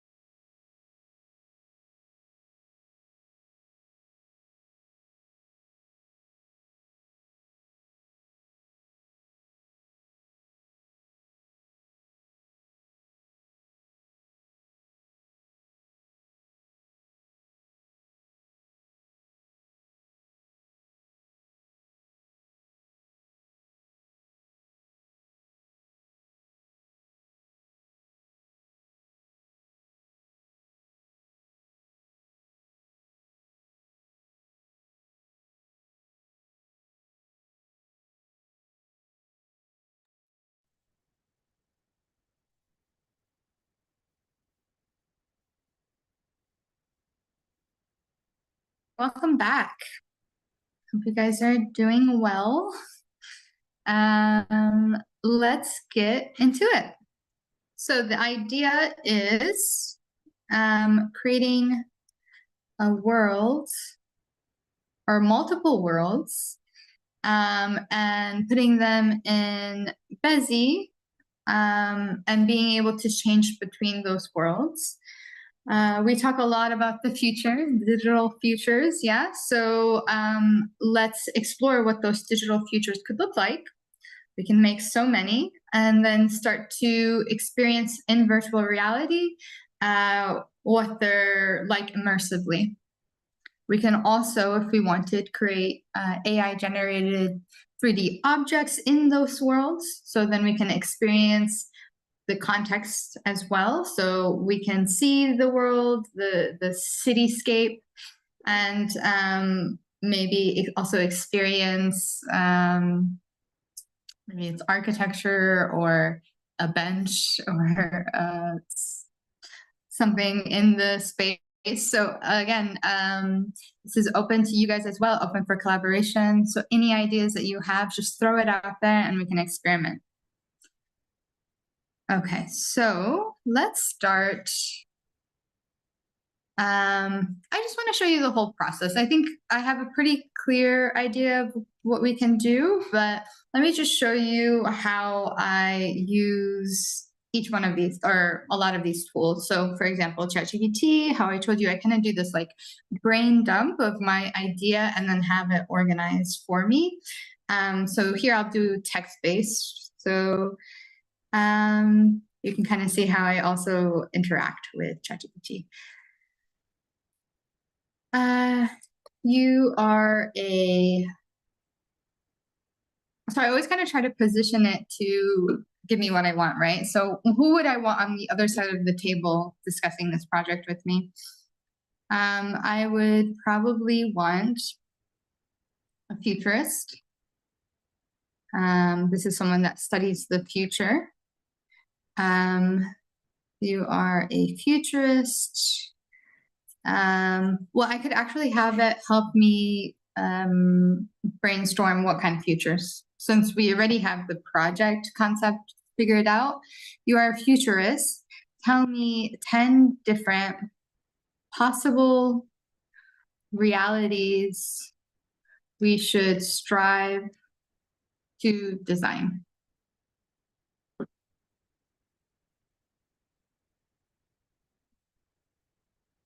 So as far as my prompting design goes, I didn't worry too much about grammar unless it's there to really specify something. So we talked about different concepts, labeling your data. We talked about clustering unlabeled data. So here, this comma does a lot, actually. So this comma tells it one command and then another command. So it does help there. Now AI can probably figure out that these are two separate ideas, but not always. And so for the sake of clarity, this comma does a lot. Now, if I did a period, I don't think it would really do much because it's the end of the string of numbers. So it's predicting, again, every word based off of probability. So, and it's programmed a lot off of my data. So I've been using this ChatGPT for a while. It's programmed off of my data. Another thing to point out is, one second, I'm putting this, not here, they moved it. Okay, so one thing to point out is I can customize my GPT, which I highly recommend. Right now I have it cleared for this workshop, but there are two boxes. You probably have used this already. If not, I highly recommend. Even the free ChatGPT will use this. It's almost like creating your own GPT in a way. But I can tell it how I want it to respond.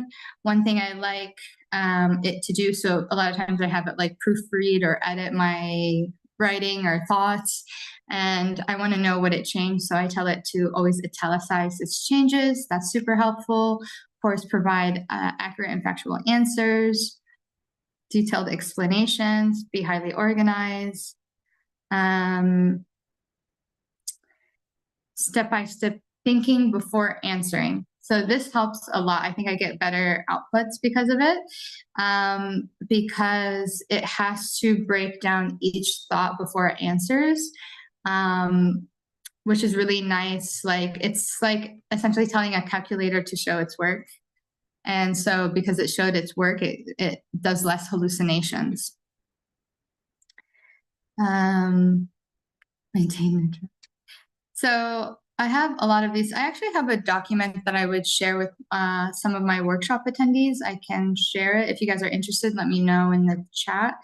I have a guide for how to fill this out. Here, you want to fill out as much information about you, so it's customized to you. Like I said, I have a guide on that. And if you're interested, let me know. Please share. Okay, it'll be in the newsletter.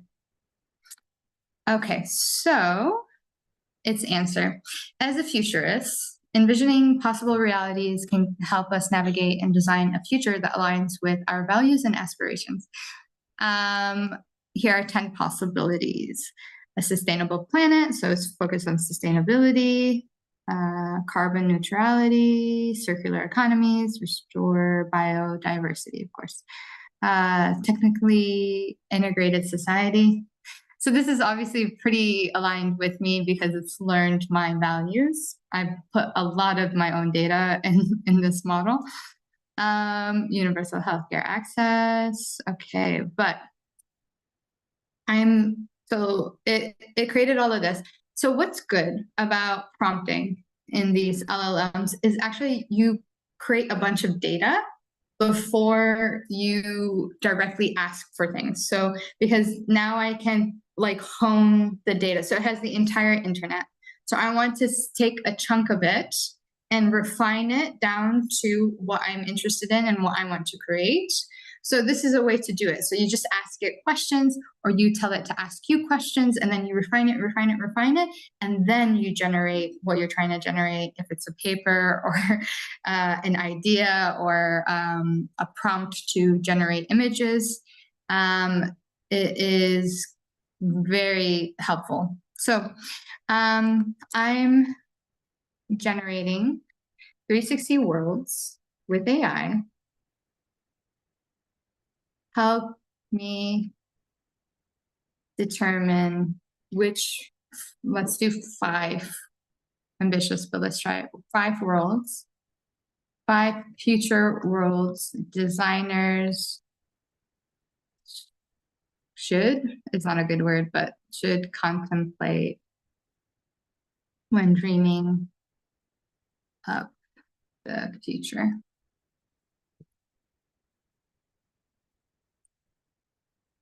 So it's again refining what it said earlier. Okay, so how do we, but here are some challenges, right? Because like aesthetically, what does it look like for everyone to have healthcare access? Like, I mean, of course, there's maybe more hospitals.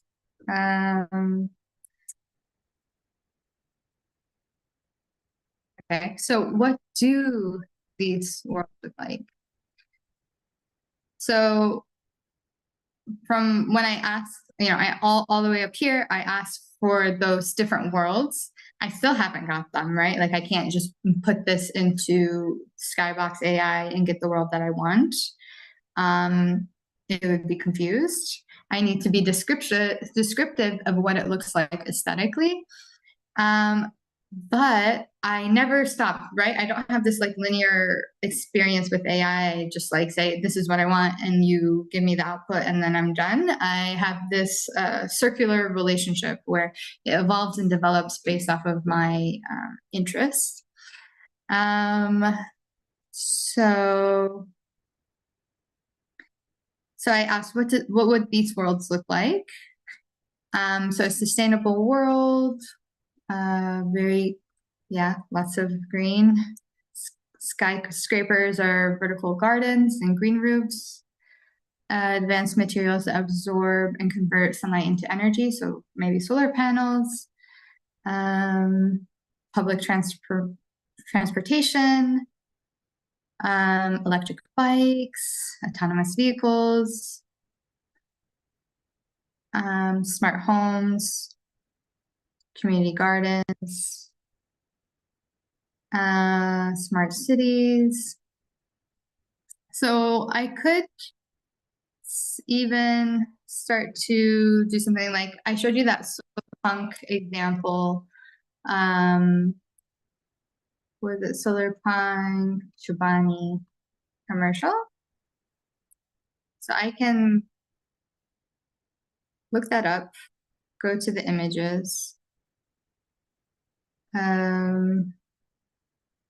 I could screenshot this, or I could just grab an image and be like, describe what's happening here and why is it a future landscape we should thrive towards or something. I don't know. So I copy this. I have the paid version of ChatGPT, so I can use images and files. I just pasted it. Maybe I'll grab one more. So that one. Let's do one more.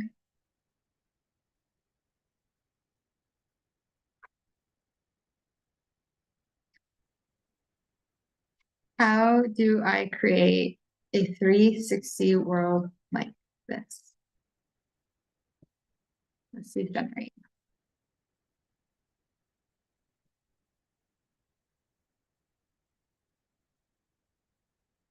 So I could do all of this, or one thing I do when I'm trying to prompt for visuals is I'll use a GPT that's designed for it, like the one that I showed you yesterday.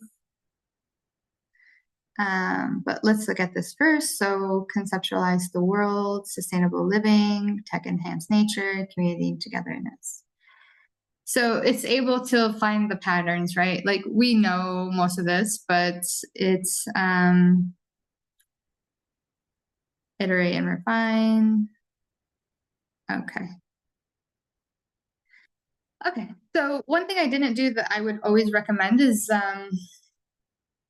bringing a lot more to ChatGPT or an LLM of my own content, right? So best thing you could do is actually just write with pen and paper all of your thoughts uninterrupted without being in the digital world. And then you can take a photo of that, put it into ChatGPT and be like, organize this and go from there. As opposed to it can be really easy to just like, you do it. And like, and then it comes up with mediocre stuff because again, the interesting thing about AI is us. So we want to bring as much of us to it as we can. So I'm going to maybe grab this and I could go to the prompt GPT that we worked with yesterday. So I'm just going to paste my research into here. And it generated a prompt. Now I don't need the aspect ratio because I'm using a a model that's trained for a specific ratio. I don't need it to be editorial because I select the styles on that AI. I'm just going to do this. Copy that. Now I'm going to go into the app, which is called Blockade Skybox AI.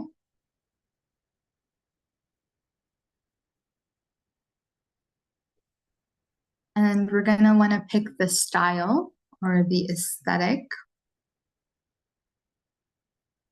So one way that I'm using this 3D software to create this project is I'm going to make spheres within each sphere. So I'll have one world and another world and another world and another world, and a little person and a scaled person in there. And I'm going to put a trigger, like a little box that's invisible, that if you click it, it will dissolve one world and then the next world and then the next world. And then you can back and forth between these worlds. So I want to think about scale. So in the smallest world, I would like something more intimate, and as we get further and further, something more vast. Maybe even that last world could just be the galaxy or the clouds or something. So let's see. So something pretty intimate. I would say something, yeah, like with architecture. Surrounded by architecture would be good. And something realistic. We could do the first one. The first one could be architecture or interiors. So yeah, let's do an interior.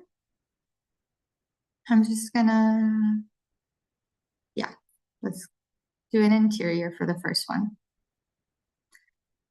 Okay, so I could sketch what I want, but for this one, I'm not going to bother. Maybe I'll do it for the architecture or the cities. So for the first one, I'm gonna say interior of, oh, let's see the prompt we had. I just pasted the prompt.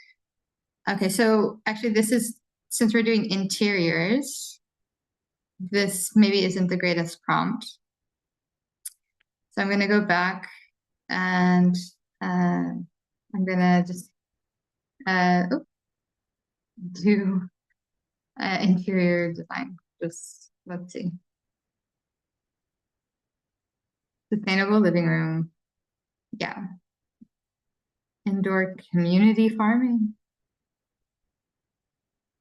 Let's see what happens. Should be interesting.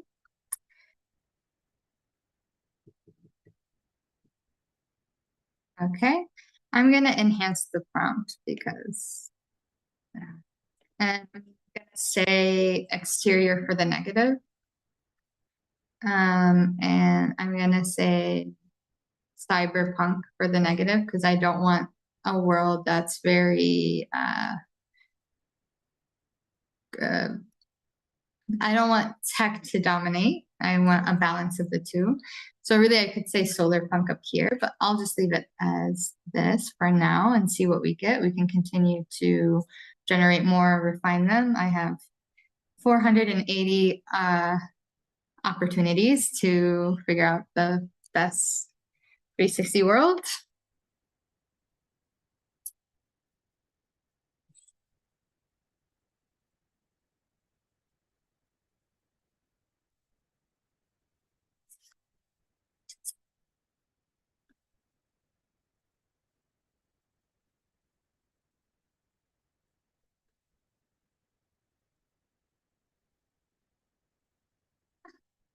Nice. Interesting. Mm-hmm. Very green. Natural materials, natural lighting. Not too bad. Very believable, no weird things colliding. I'm standing in front of these chairs. You can see the outdoors. I'd live here. Let's see what happens if we do it again, I guess. What if we did say solar punk? A solar punk living room, whatever that means. Okay, let's do it. All of these get saved to my account so I can download them whenever. So I'm just gonna just create a bunch and then we can select from them for our actual model.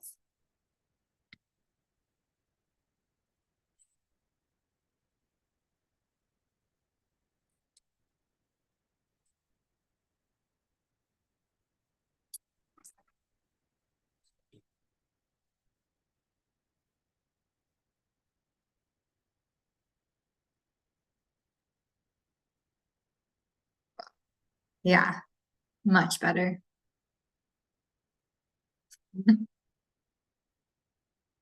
Yeah, I think this is pretty cool.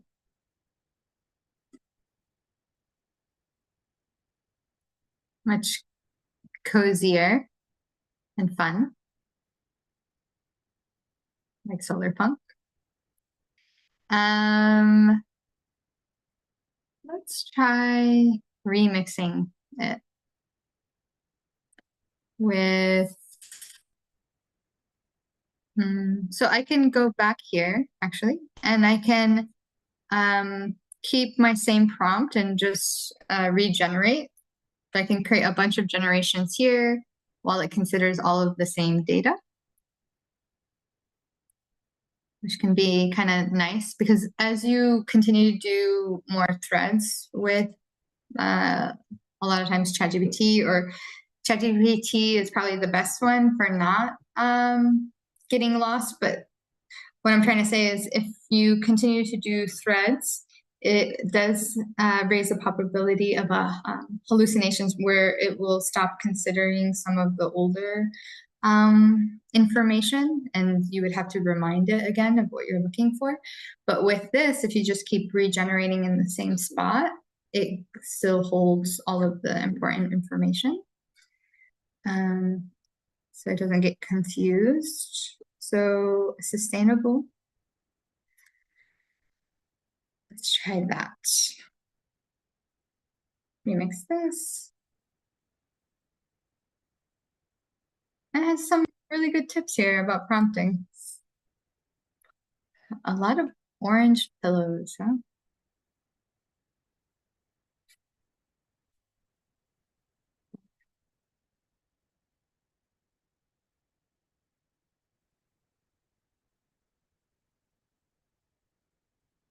If you do have like the Oculus or a VR headset, you could take this into Bezi really easily, and it can create a link for you, and you can use it in your headset. You can make it your home. So when you turn on your headset, the first thing you see, you can design your own home, which is pretty cool. So, okay, I remixed it. So it kept the same idea as before with the curves and all of that, but this time with my new prompt. And yeah, it's a little bit, seems a bit more refined, I guess, a little bit better. Some of the errors are gone. I think kind of still a little weird, but let's remix it one more time. I'm gonna say solar punk interior architecture of in 2030. We can start from 2030 and work our way out. I think by 2030 this will be very normal. I mean, it is now, but maybe more mainstream. I think we're moving towards a future where we have more indoor plants than happening with the COVID. More people are having plants indoors and trying to blur the lines between indoors and outdoors. So I think that will continue. Whoa, okay. So Solar Punk Interior Remix, year 2030. It's a little bit more futuristic. A little bit colder. Whoa, and we have this weird geodesic dome, or it's not even, it's a sphere. We have solar panels, looks like. Very strange. Okay, so we go with this one? I don't know. I don't like the TV there. Let's see what happens if we don't remix and we just create. And we start over and we keep it this simple, right? Because that's kind of, I think, the goal. So that's what's interesting about AI is it helps us refine our intention. So even if I don't use what AI generates, I now really understand what I'm looking for. I like worked through it. I talked through it. I had a really strong soundboard. I really, yeah. So I'm gonna say that's good.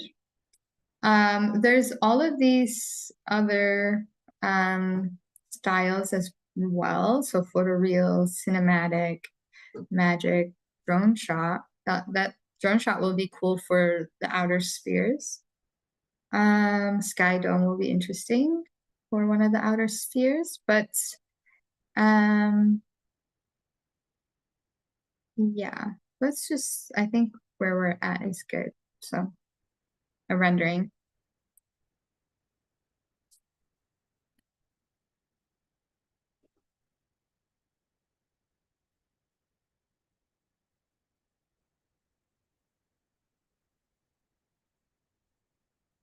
Yeah, so it sounds like what you're describing is the difference between, so someone asks, what's the difference between writing sentences or using commas and plus signs when prompting? For example, I started using Stable Diffusion, and most tutorials recommend using between words, using commas between words, also not writing sentences. Some AIs are conversational and some aren't. That's pretty much what it comes down to. ChatGPT is conversational, so I can talk however I want. It's not a big deal if I don't use the correct grammar. It can figure out what I'm saying. But like with Midjourney, it's not conversational. Every word you use is motivating its output. There isn't a secondary like AI, well, there can be, but there isn't, it takes every word and every symbol into account because it's more code heavy. So with Midjourney, if you use it on Discord, it's very code heavy. You kind of, it's like almost like coding, where a dash or something all means something, a semicolon means something. Yeah, so this is how did we get here? So I said solar punk interior architecture and year 2030. Wow. Do you think we'll actually get here in year 2030? Yikes. I mean, things could happen very quickly. But I meant residential. I hope this is not residential in year 2030. But see, because I don't have a lot of context, how it starts to hallucinate, right? There's a very short prompt. I'm going to take this prompt and go back to this. I'm going to start a new thread because I want to start fresh. I don't want it to consider my previous intentions. Let's see what happens. So here's a great example of it not being conversational, right? So what is going on here with the plus sign is it's clustering these ideas together as one idea. So this is one idea, this is one idea, and each idea here has a different weight. So in mid or across the board, I think one usually means just one, like it's everything you put in is going to be one weight. If you want it to be less than one weight, it would be less than one, right? So if I wanted something to be kind of in the background, I would say 0.5.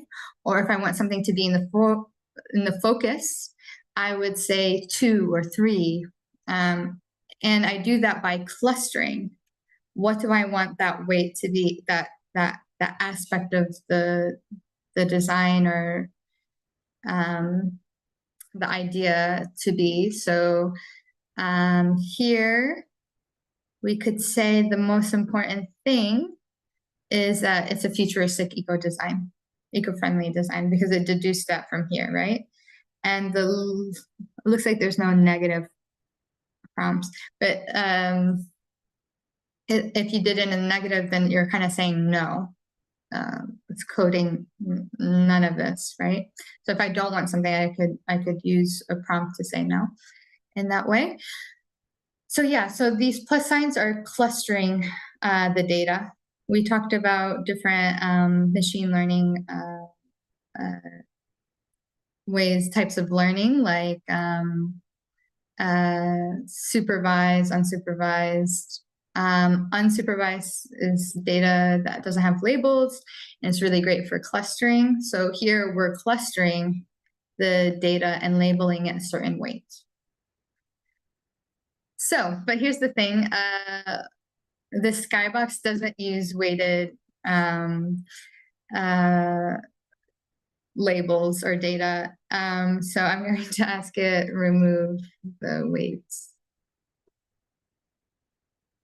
There you go.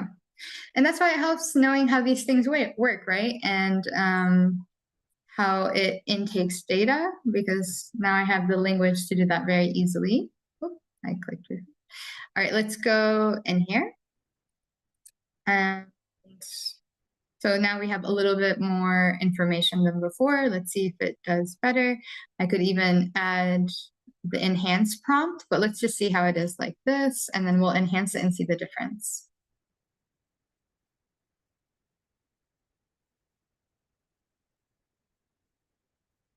So back to your question, stable diffusion is not conversational.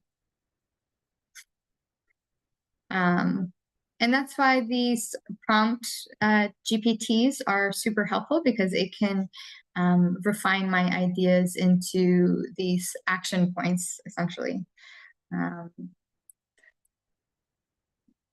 You want to be very descriptive and very clear on your intention.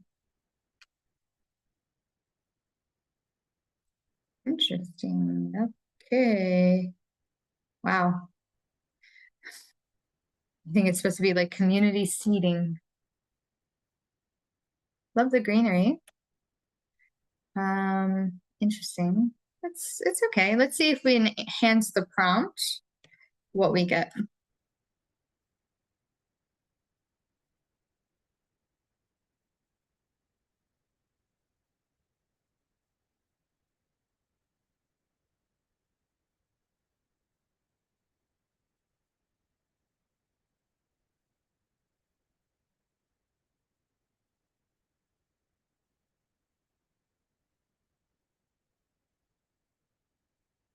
I'm still thinking about your question, the difference between a plus sign and a comma. I don't think it has a huge impact, the different two, but there is some subtle nuances. So a comma would be a separate cluster. They're both clusters, but it would be a separate cluster, a separate idea. I could have two completely different ideas next to each other, where the plus sign, it's its own cluster, but it's trying to cluster these things together. So you might have a slightly different, maybe a plus sign, you would get more of a holistic output with all of these ideas, where if I wanted to create some sort of binary or some sort of difference in an image, so let's say good and evil or something like that, I would use a comma to separate them. Like I have this one character, comma, another character. If the characters are together, or it's the same person, or they're characteristics of the same person, I might use a plus sign. Okay, so let's see. Wow, there's bathtub, but again, a lot of, oh, two bathtubs. Okay. Interesting. Interesting. I don't think that's where we want to keep this guy in a bathroom. Because I enhanced the prompt, I think maybe added, I used the word bathed in natural light, and I think it then triggered the word for bath. Interesting. Okay. So, no, not what I'm looking for. We can go back to our futurist guide. So we'll go back to this thread and ask, let's tell it it's our project. Creating a 3D model where a human model is at the center of multiple futures. These futures are spheres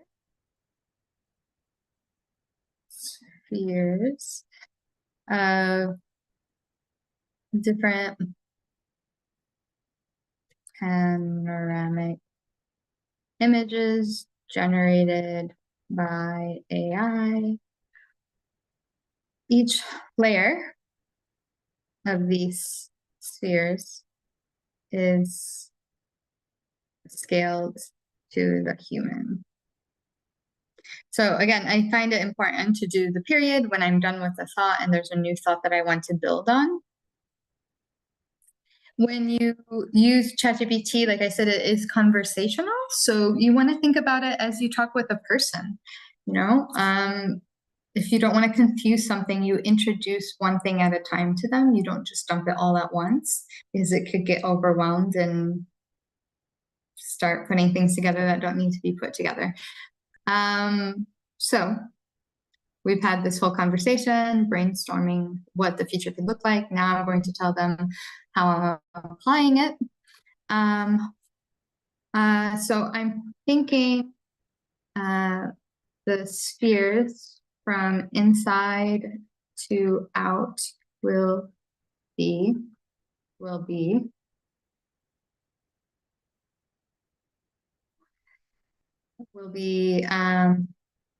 interior design,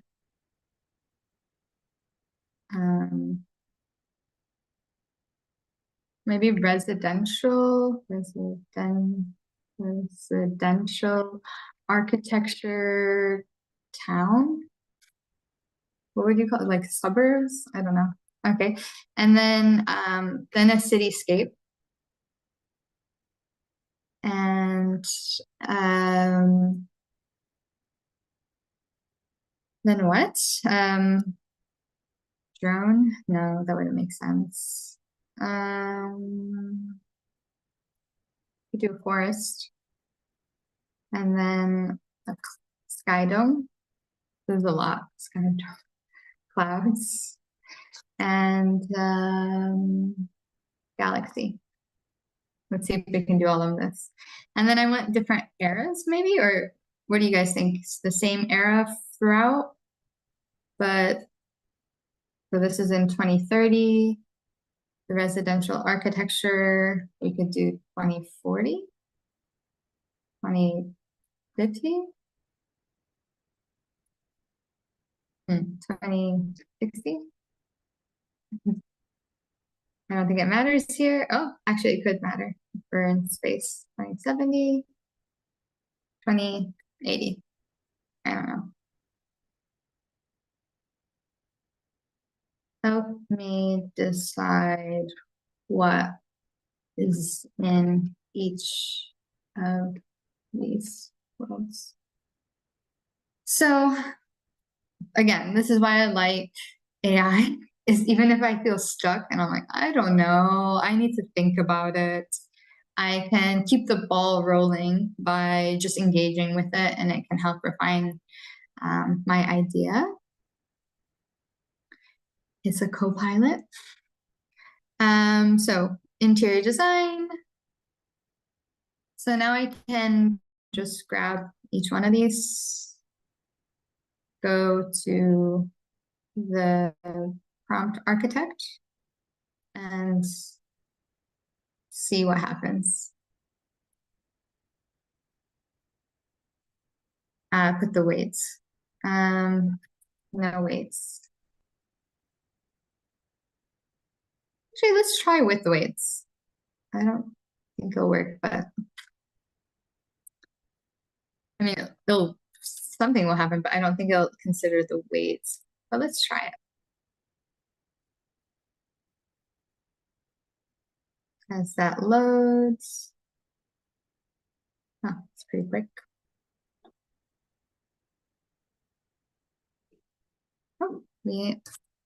Oh, the time went very quick. Okay, we have 20 minutes. Let's do this.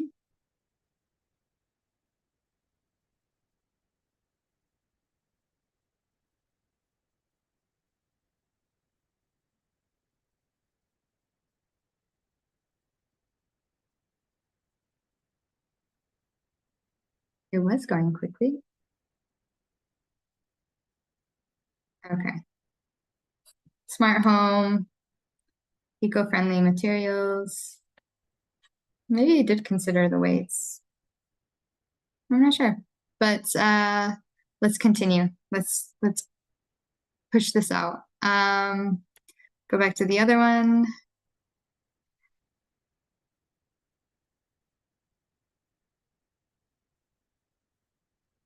Maybe.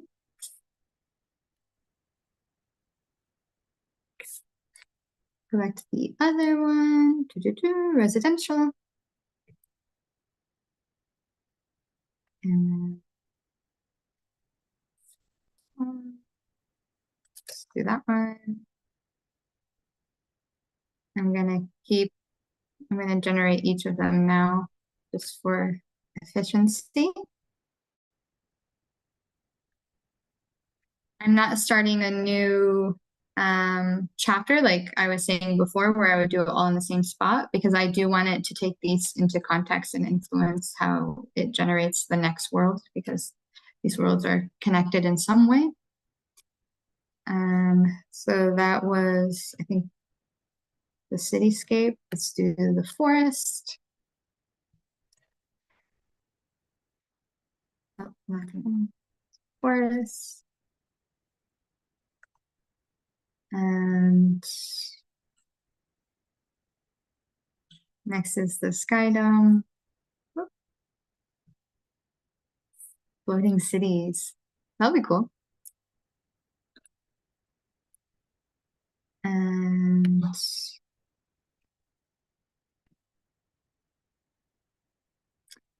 then the galaxy.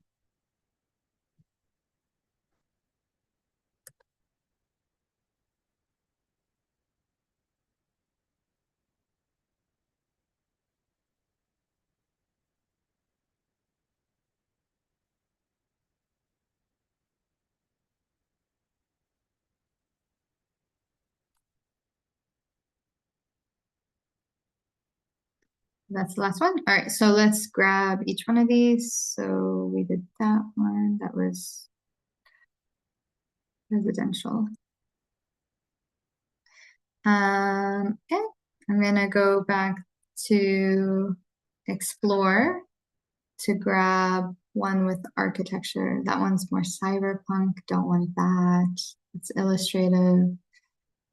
Maybe that's fantasy. So I'm going to just do my own. I'm going to use, I'm going to use advance. Oh, no, it's kind of artistic. Open worlds? No. Realistic? Photoreal? Okay. Oh, I grabbed the wrong thing. Okay. I grabbed mine. I'm gonna get that. Erase that. Generate. That's generating. I'm gonna grab the next one. Let's see if we can do this in 15 minutes.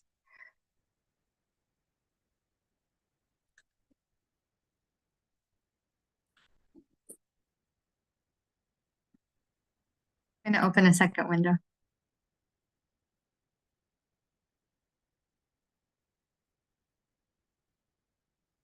Okay, so this next one is it the city? So this is residential, so we want, yeah, city. So I'm gonna do explore. So I do the skybox. And so we don't want that. I want realistic. Um,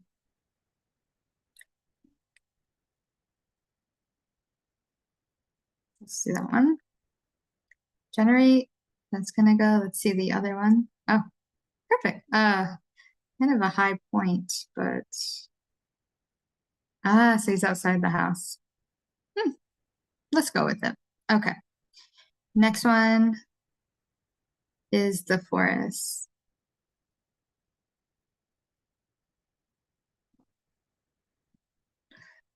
Oh no, it didn't produce it. It was going too fast. I'll come back to the forest.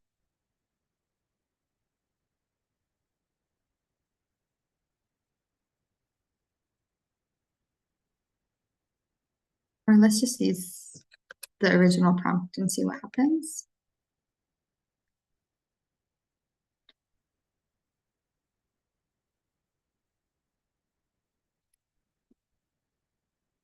Why is it red?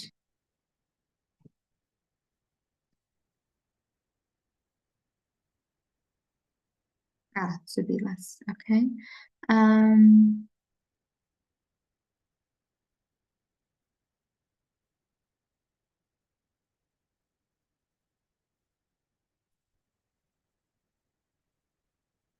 okay, so let's see the other one. So there's the cityscape. Cool.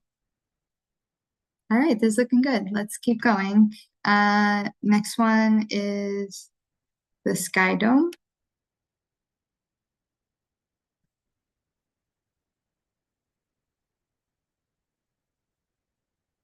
That one's coming. That's generating. Grab the last one's the galaxy.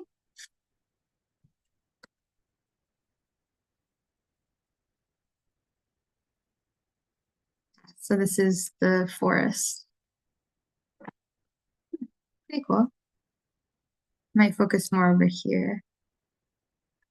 Okay, so let's do the galaxy. Generate. All right, so while these are loading, all of our worlds are loading, I will start the Bezier file. So let's create a new file.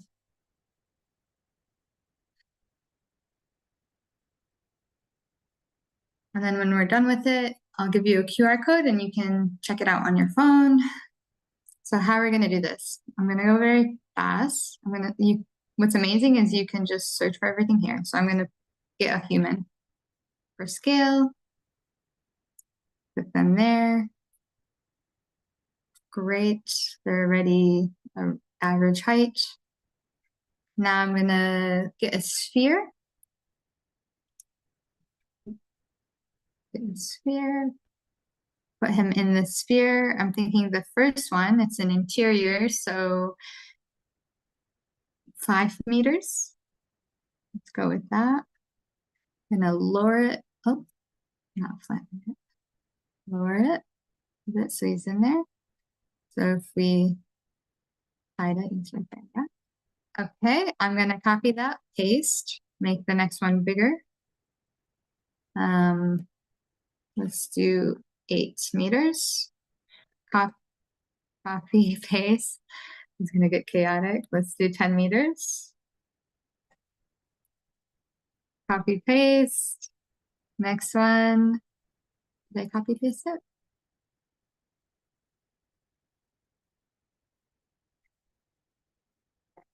Next one is 12 meters.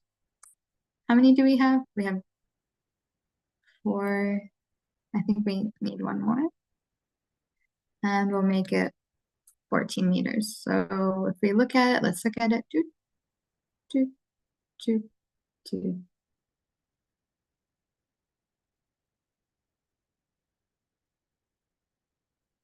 Wait. Ah, okay. Cool. All right. So let me just make sure it's 5. So we have, yeah, 5. Okay, great. So now we have the structure. And in 9 minutes, let's see, can we do it? All right. Ah, this is this is a galaxy. Oh no, no, I want a real galaxy. Let's try that again. Let's do above the clouds for the sky dome. I think I need some hope. Let's. Oh, this is a sky. Oh, okay. A floating city. Oh, interesting. Yeah, we can keep that. Let's download. I'm gonna just do a JPEG. Okay, so we have that. Let's go to our history. So, I still need to do the galaxy. That's right. Um, there was one that was very galaxy. Over that, I swear I thought I saw a galaxy.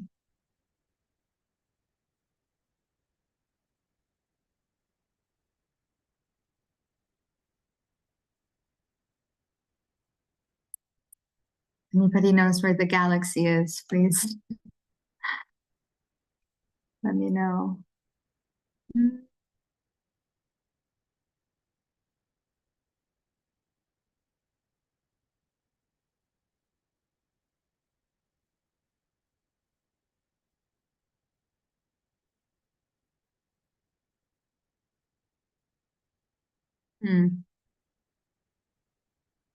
Okay, maybe I give up. Maybe I just use the sky dome and ask for a galaxy. Hmm. So I'm just gonna grab that. Oh, I already had it. Okay, so we're generating the galaxy. Let's grab the other ones that we want. So we have the forest. We'll download JPEG. Done. Cityscape. Done. Little town. And the interior, we created so many. Let's see. I think this was the best one, the solar punk. Okay. I could, if we had more time, further edit these. I could take it to Firefly, start to spot treat it. I could take it to Kriya and start experimenting with it as a back layer. I could enhance it. There's so many things that I could do to this and then bring it into the sphere, but that's for another time. Let's, here we go. Whoa. Yeah, okay. Let's download that. And I can't help myself. I'm still curious what the the sky dome would look like in this style. So I'm just gonna generate that really quick. Oh no, I grabbed the wrong one. 6 minutes. Let's see. Oh my gosh. Why is it not grabbing it? Oh, I'm grabbing the wrong thing. I'm getting nervous. Okay. Let's go back here. Okay, sky dome. Where are you?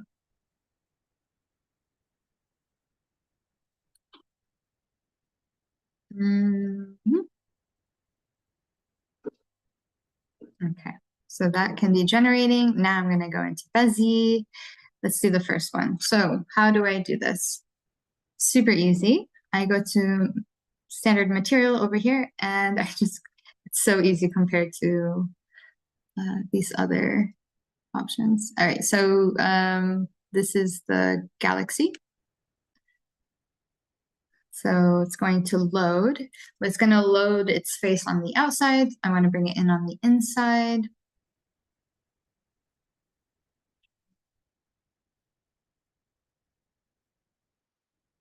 So as that's loading, I'm going to check out Skybox. Ah, nice. Okay. Download.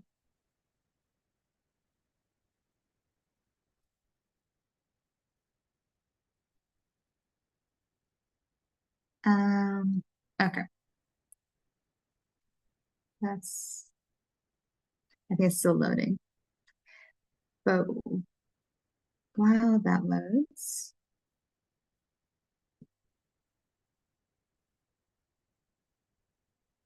very strange.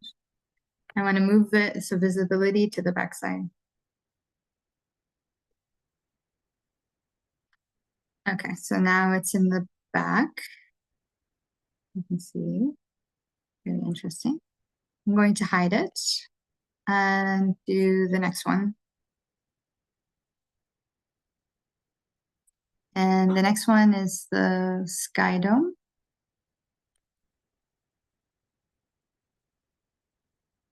That's loading.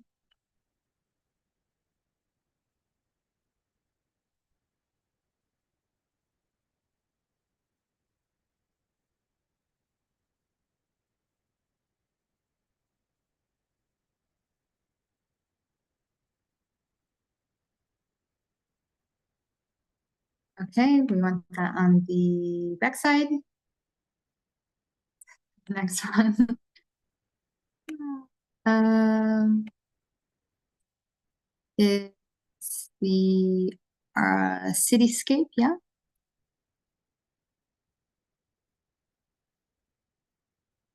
Oh no, it's the forest.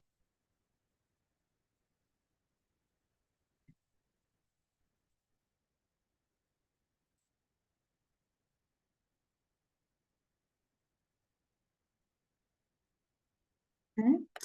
And we want that still loading, setting it up on the back side. Let's see if I can keep loading while that's uploading.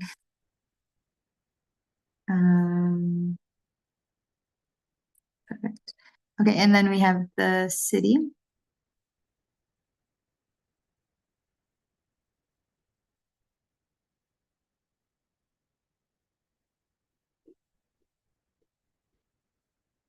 The back side.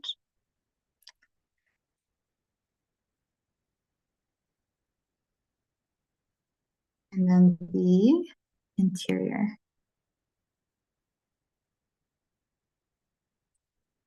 I think there's one, that's fine. We're gonna go with this. Okay, and that needs to be on the back side. Okay. I'm gonna turn on the other layers.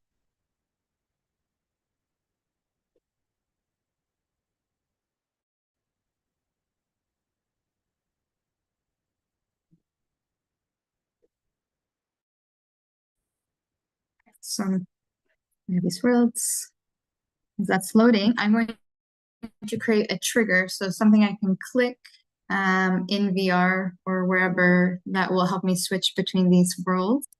I'm going to do that by creating an invisible button. So I'm going to take a box. Looks like that interior didn't load. Check that out in a second. It.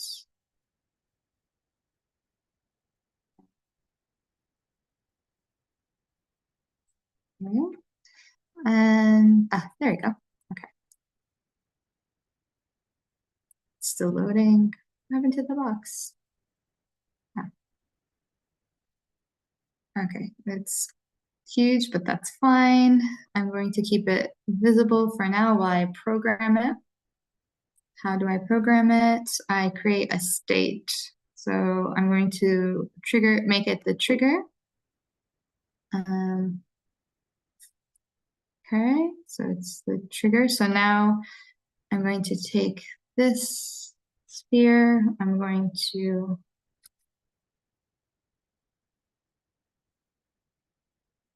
overwhelm my computer, apparently.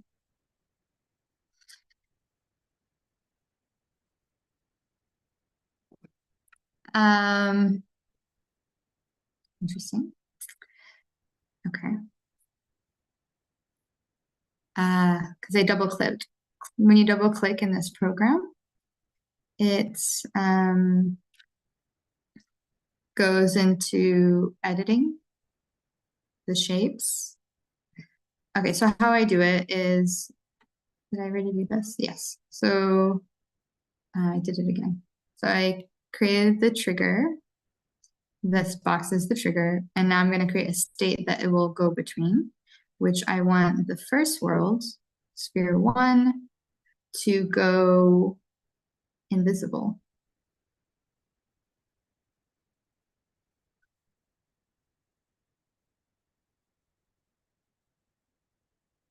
Did it work? I don't know. Okay, state 1, let's go invisible. And then I'm going to create a second state where it goes back on. And I'm gonna check it. So this should, yeah, perfect. So it goes between the two.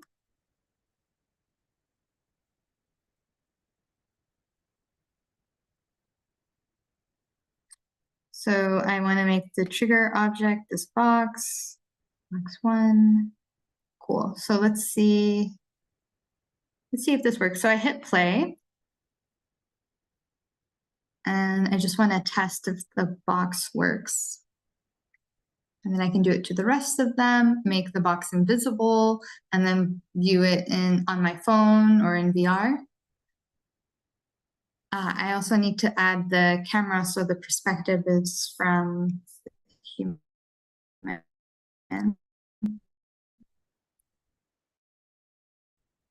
If I hit the box, let's see.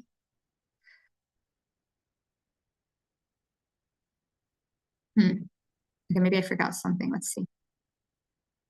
So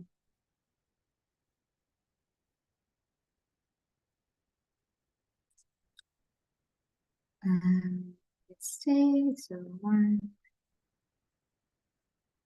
2, pointer down.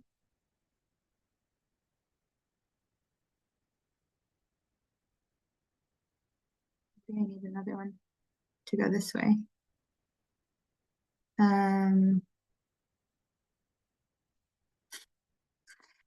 Okay, so I think those are good. The trigger button.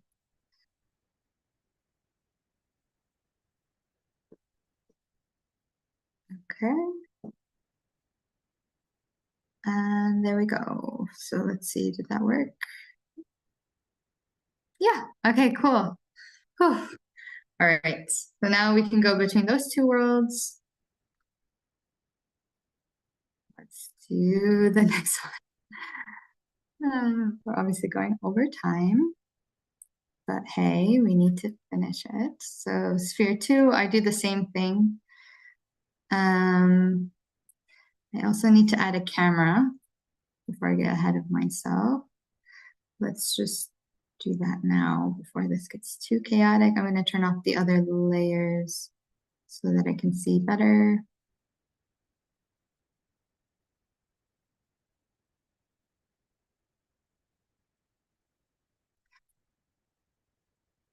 So control F.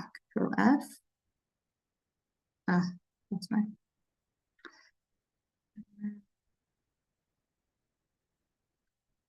Sure. Oh, not what I meant to click. Trying to zoom into this guy. Let's see. Alt F. There we go. Oof. I'm going to lower him into the space. Oh, too much. So I can see from here where he is. Yeah, that's right. I want him, and if I can rotate him, that would be good. Oh.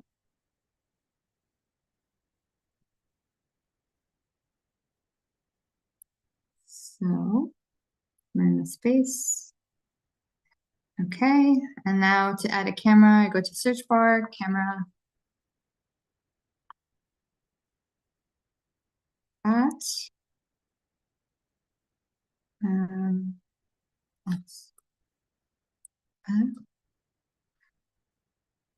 So if I click here, I can edit where the camera is. I'm gonna put it more from this human view.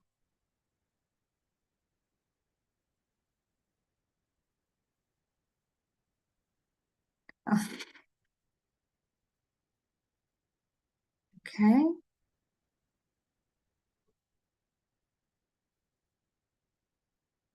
Just trying to decide where. I think that was good actually.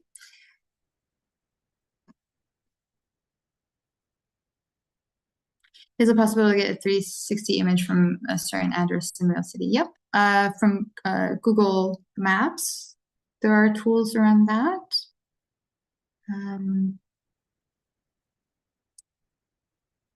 Shoot. Where on it? Where did it stay?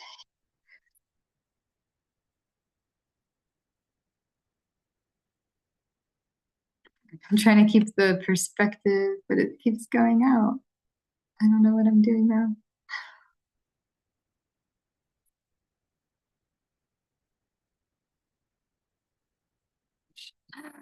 Oh my God, why can't I keep the perspective? Ah, these live demos.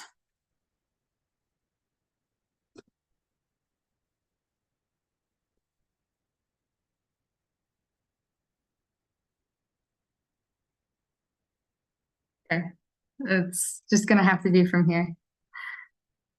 I don't know why. I want it from the perspective.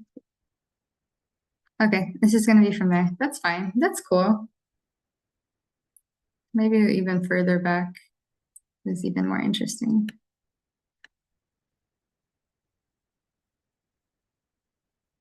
Yeah, we'll have this view. Okay. Back to what we were doing. So let's add, so that's that sphere. Let's add this sphere. Whew. So I need to turn on the box so I can see it. Okay, so I'm gonna add another state. We're gonna go to 0, and then another state where we go back to 100. Okay.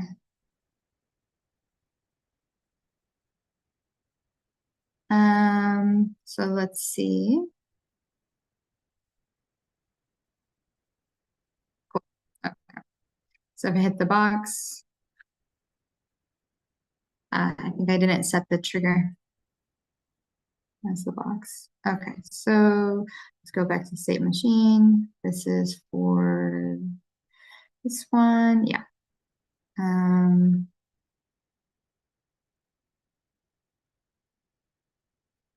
State one.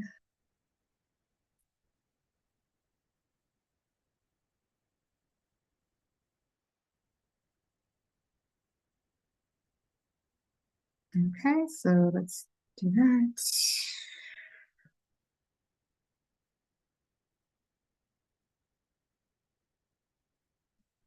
And then let's do one that goes back. If we click on it again and set the box as the trigger,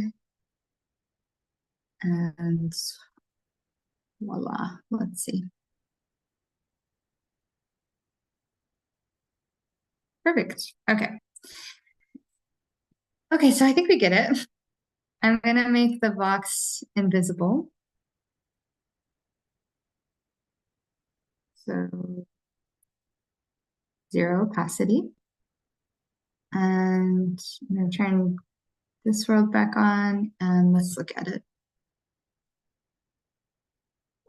So the box is invisible.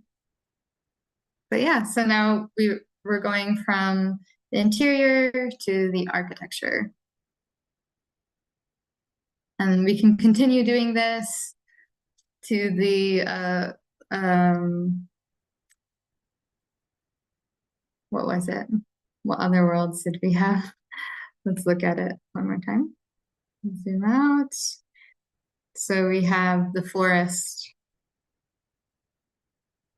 next. And then the cloud dome,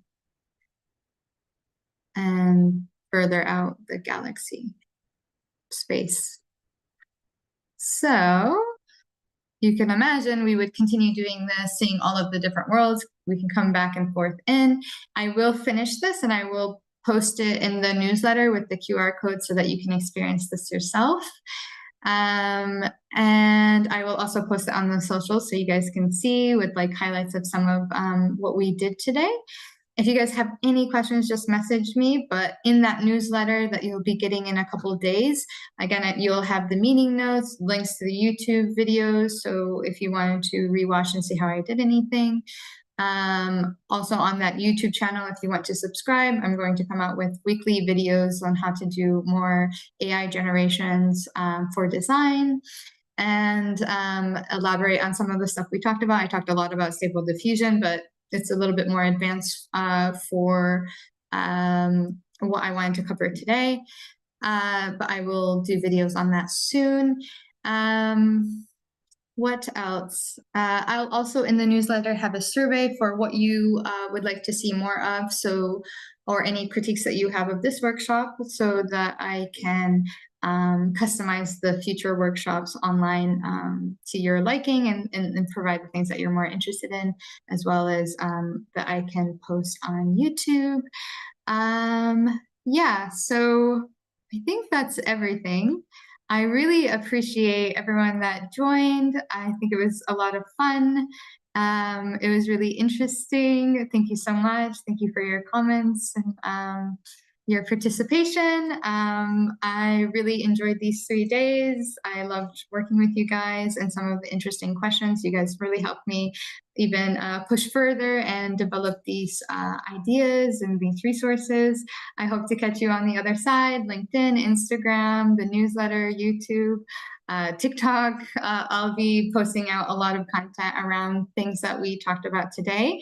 And I hope to see you in the future, maybe with projects and collaborations. Thank you so much. I'll see you another time.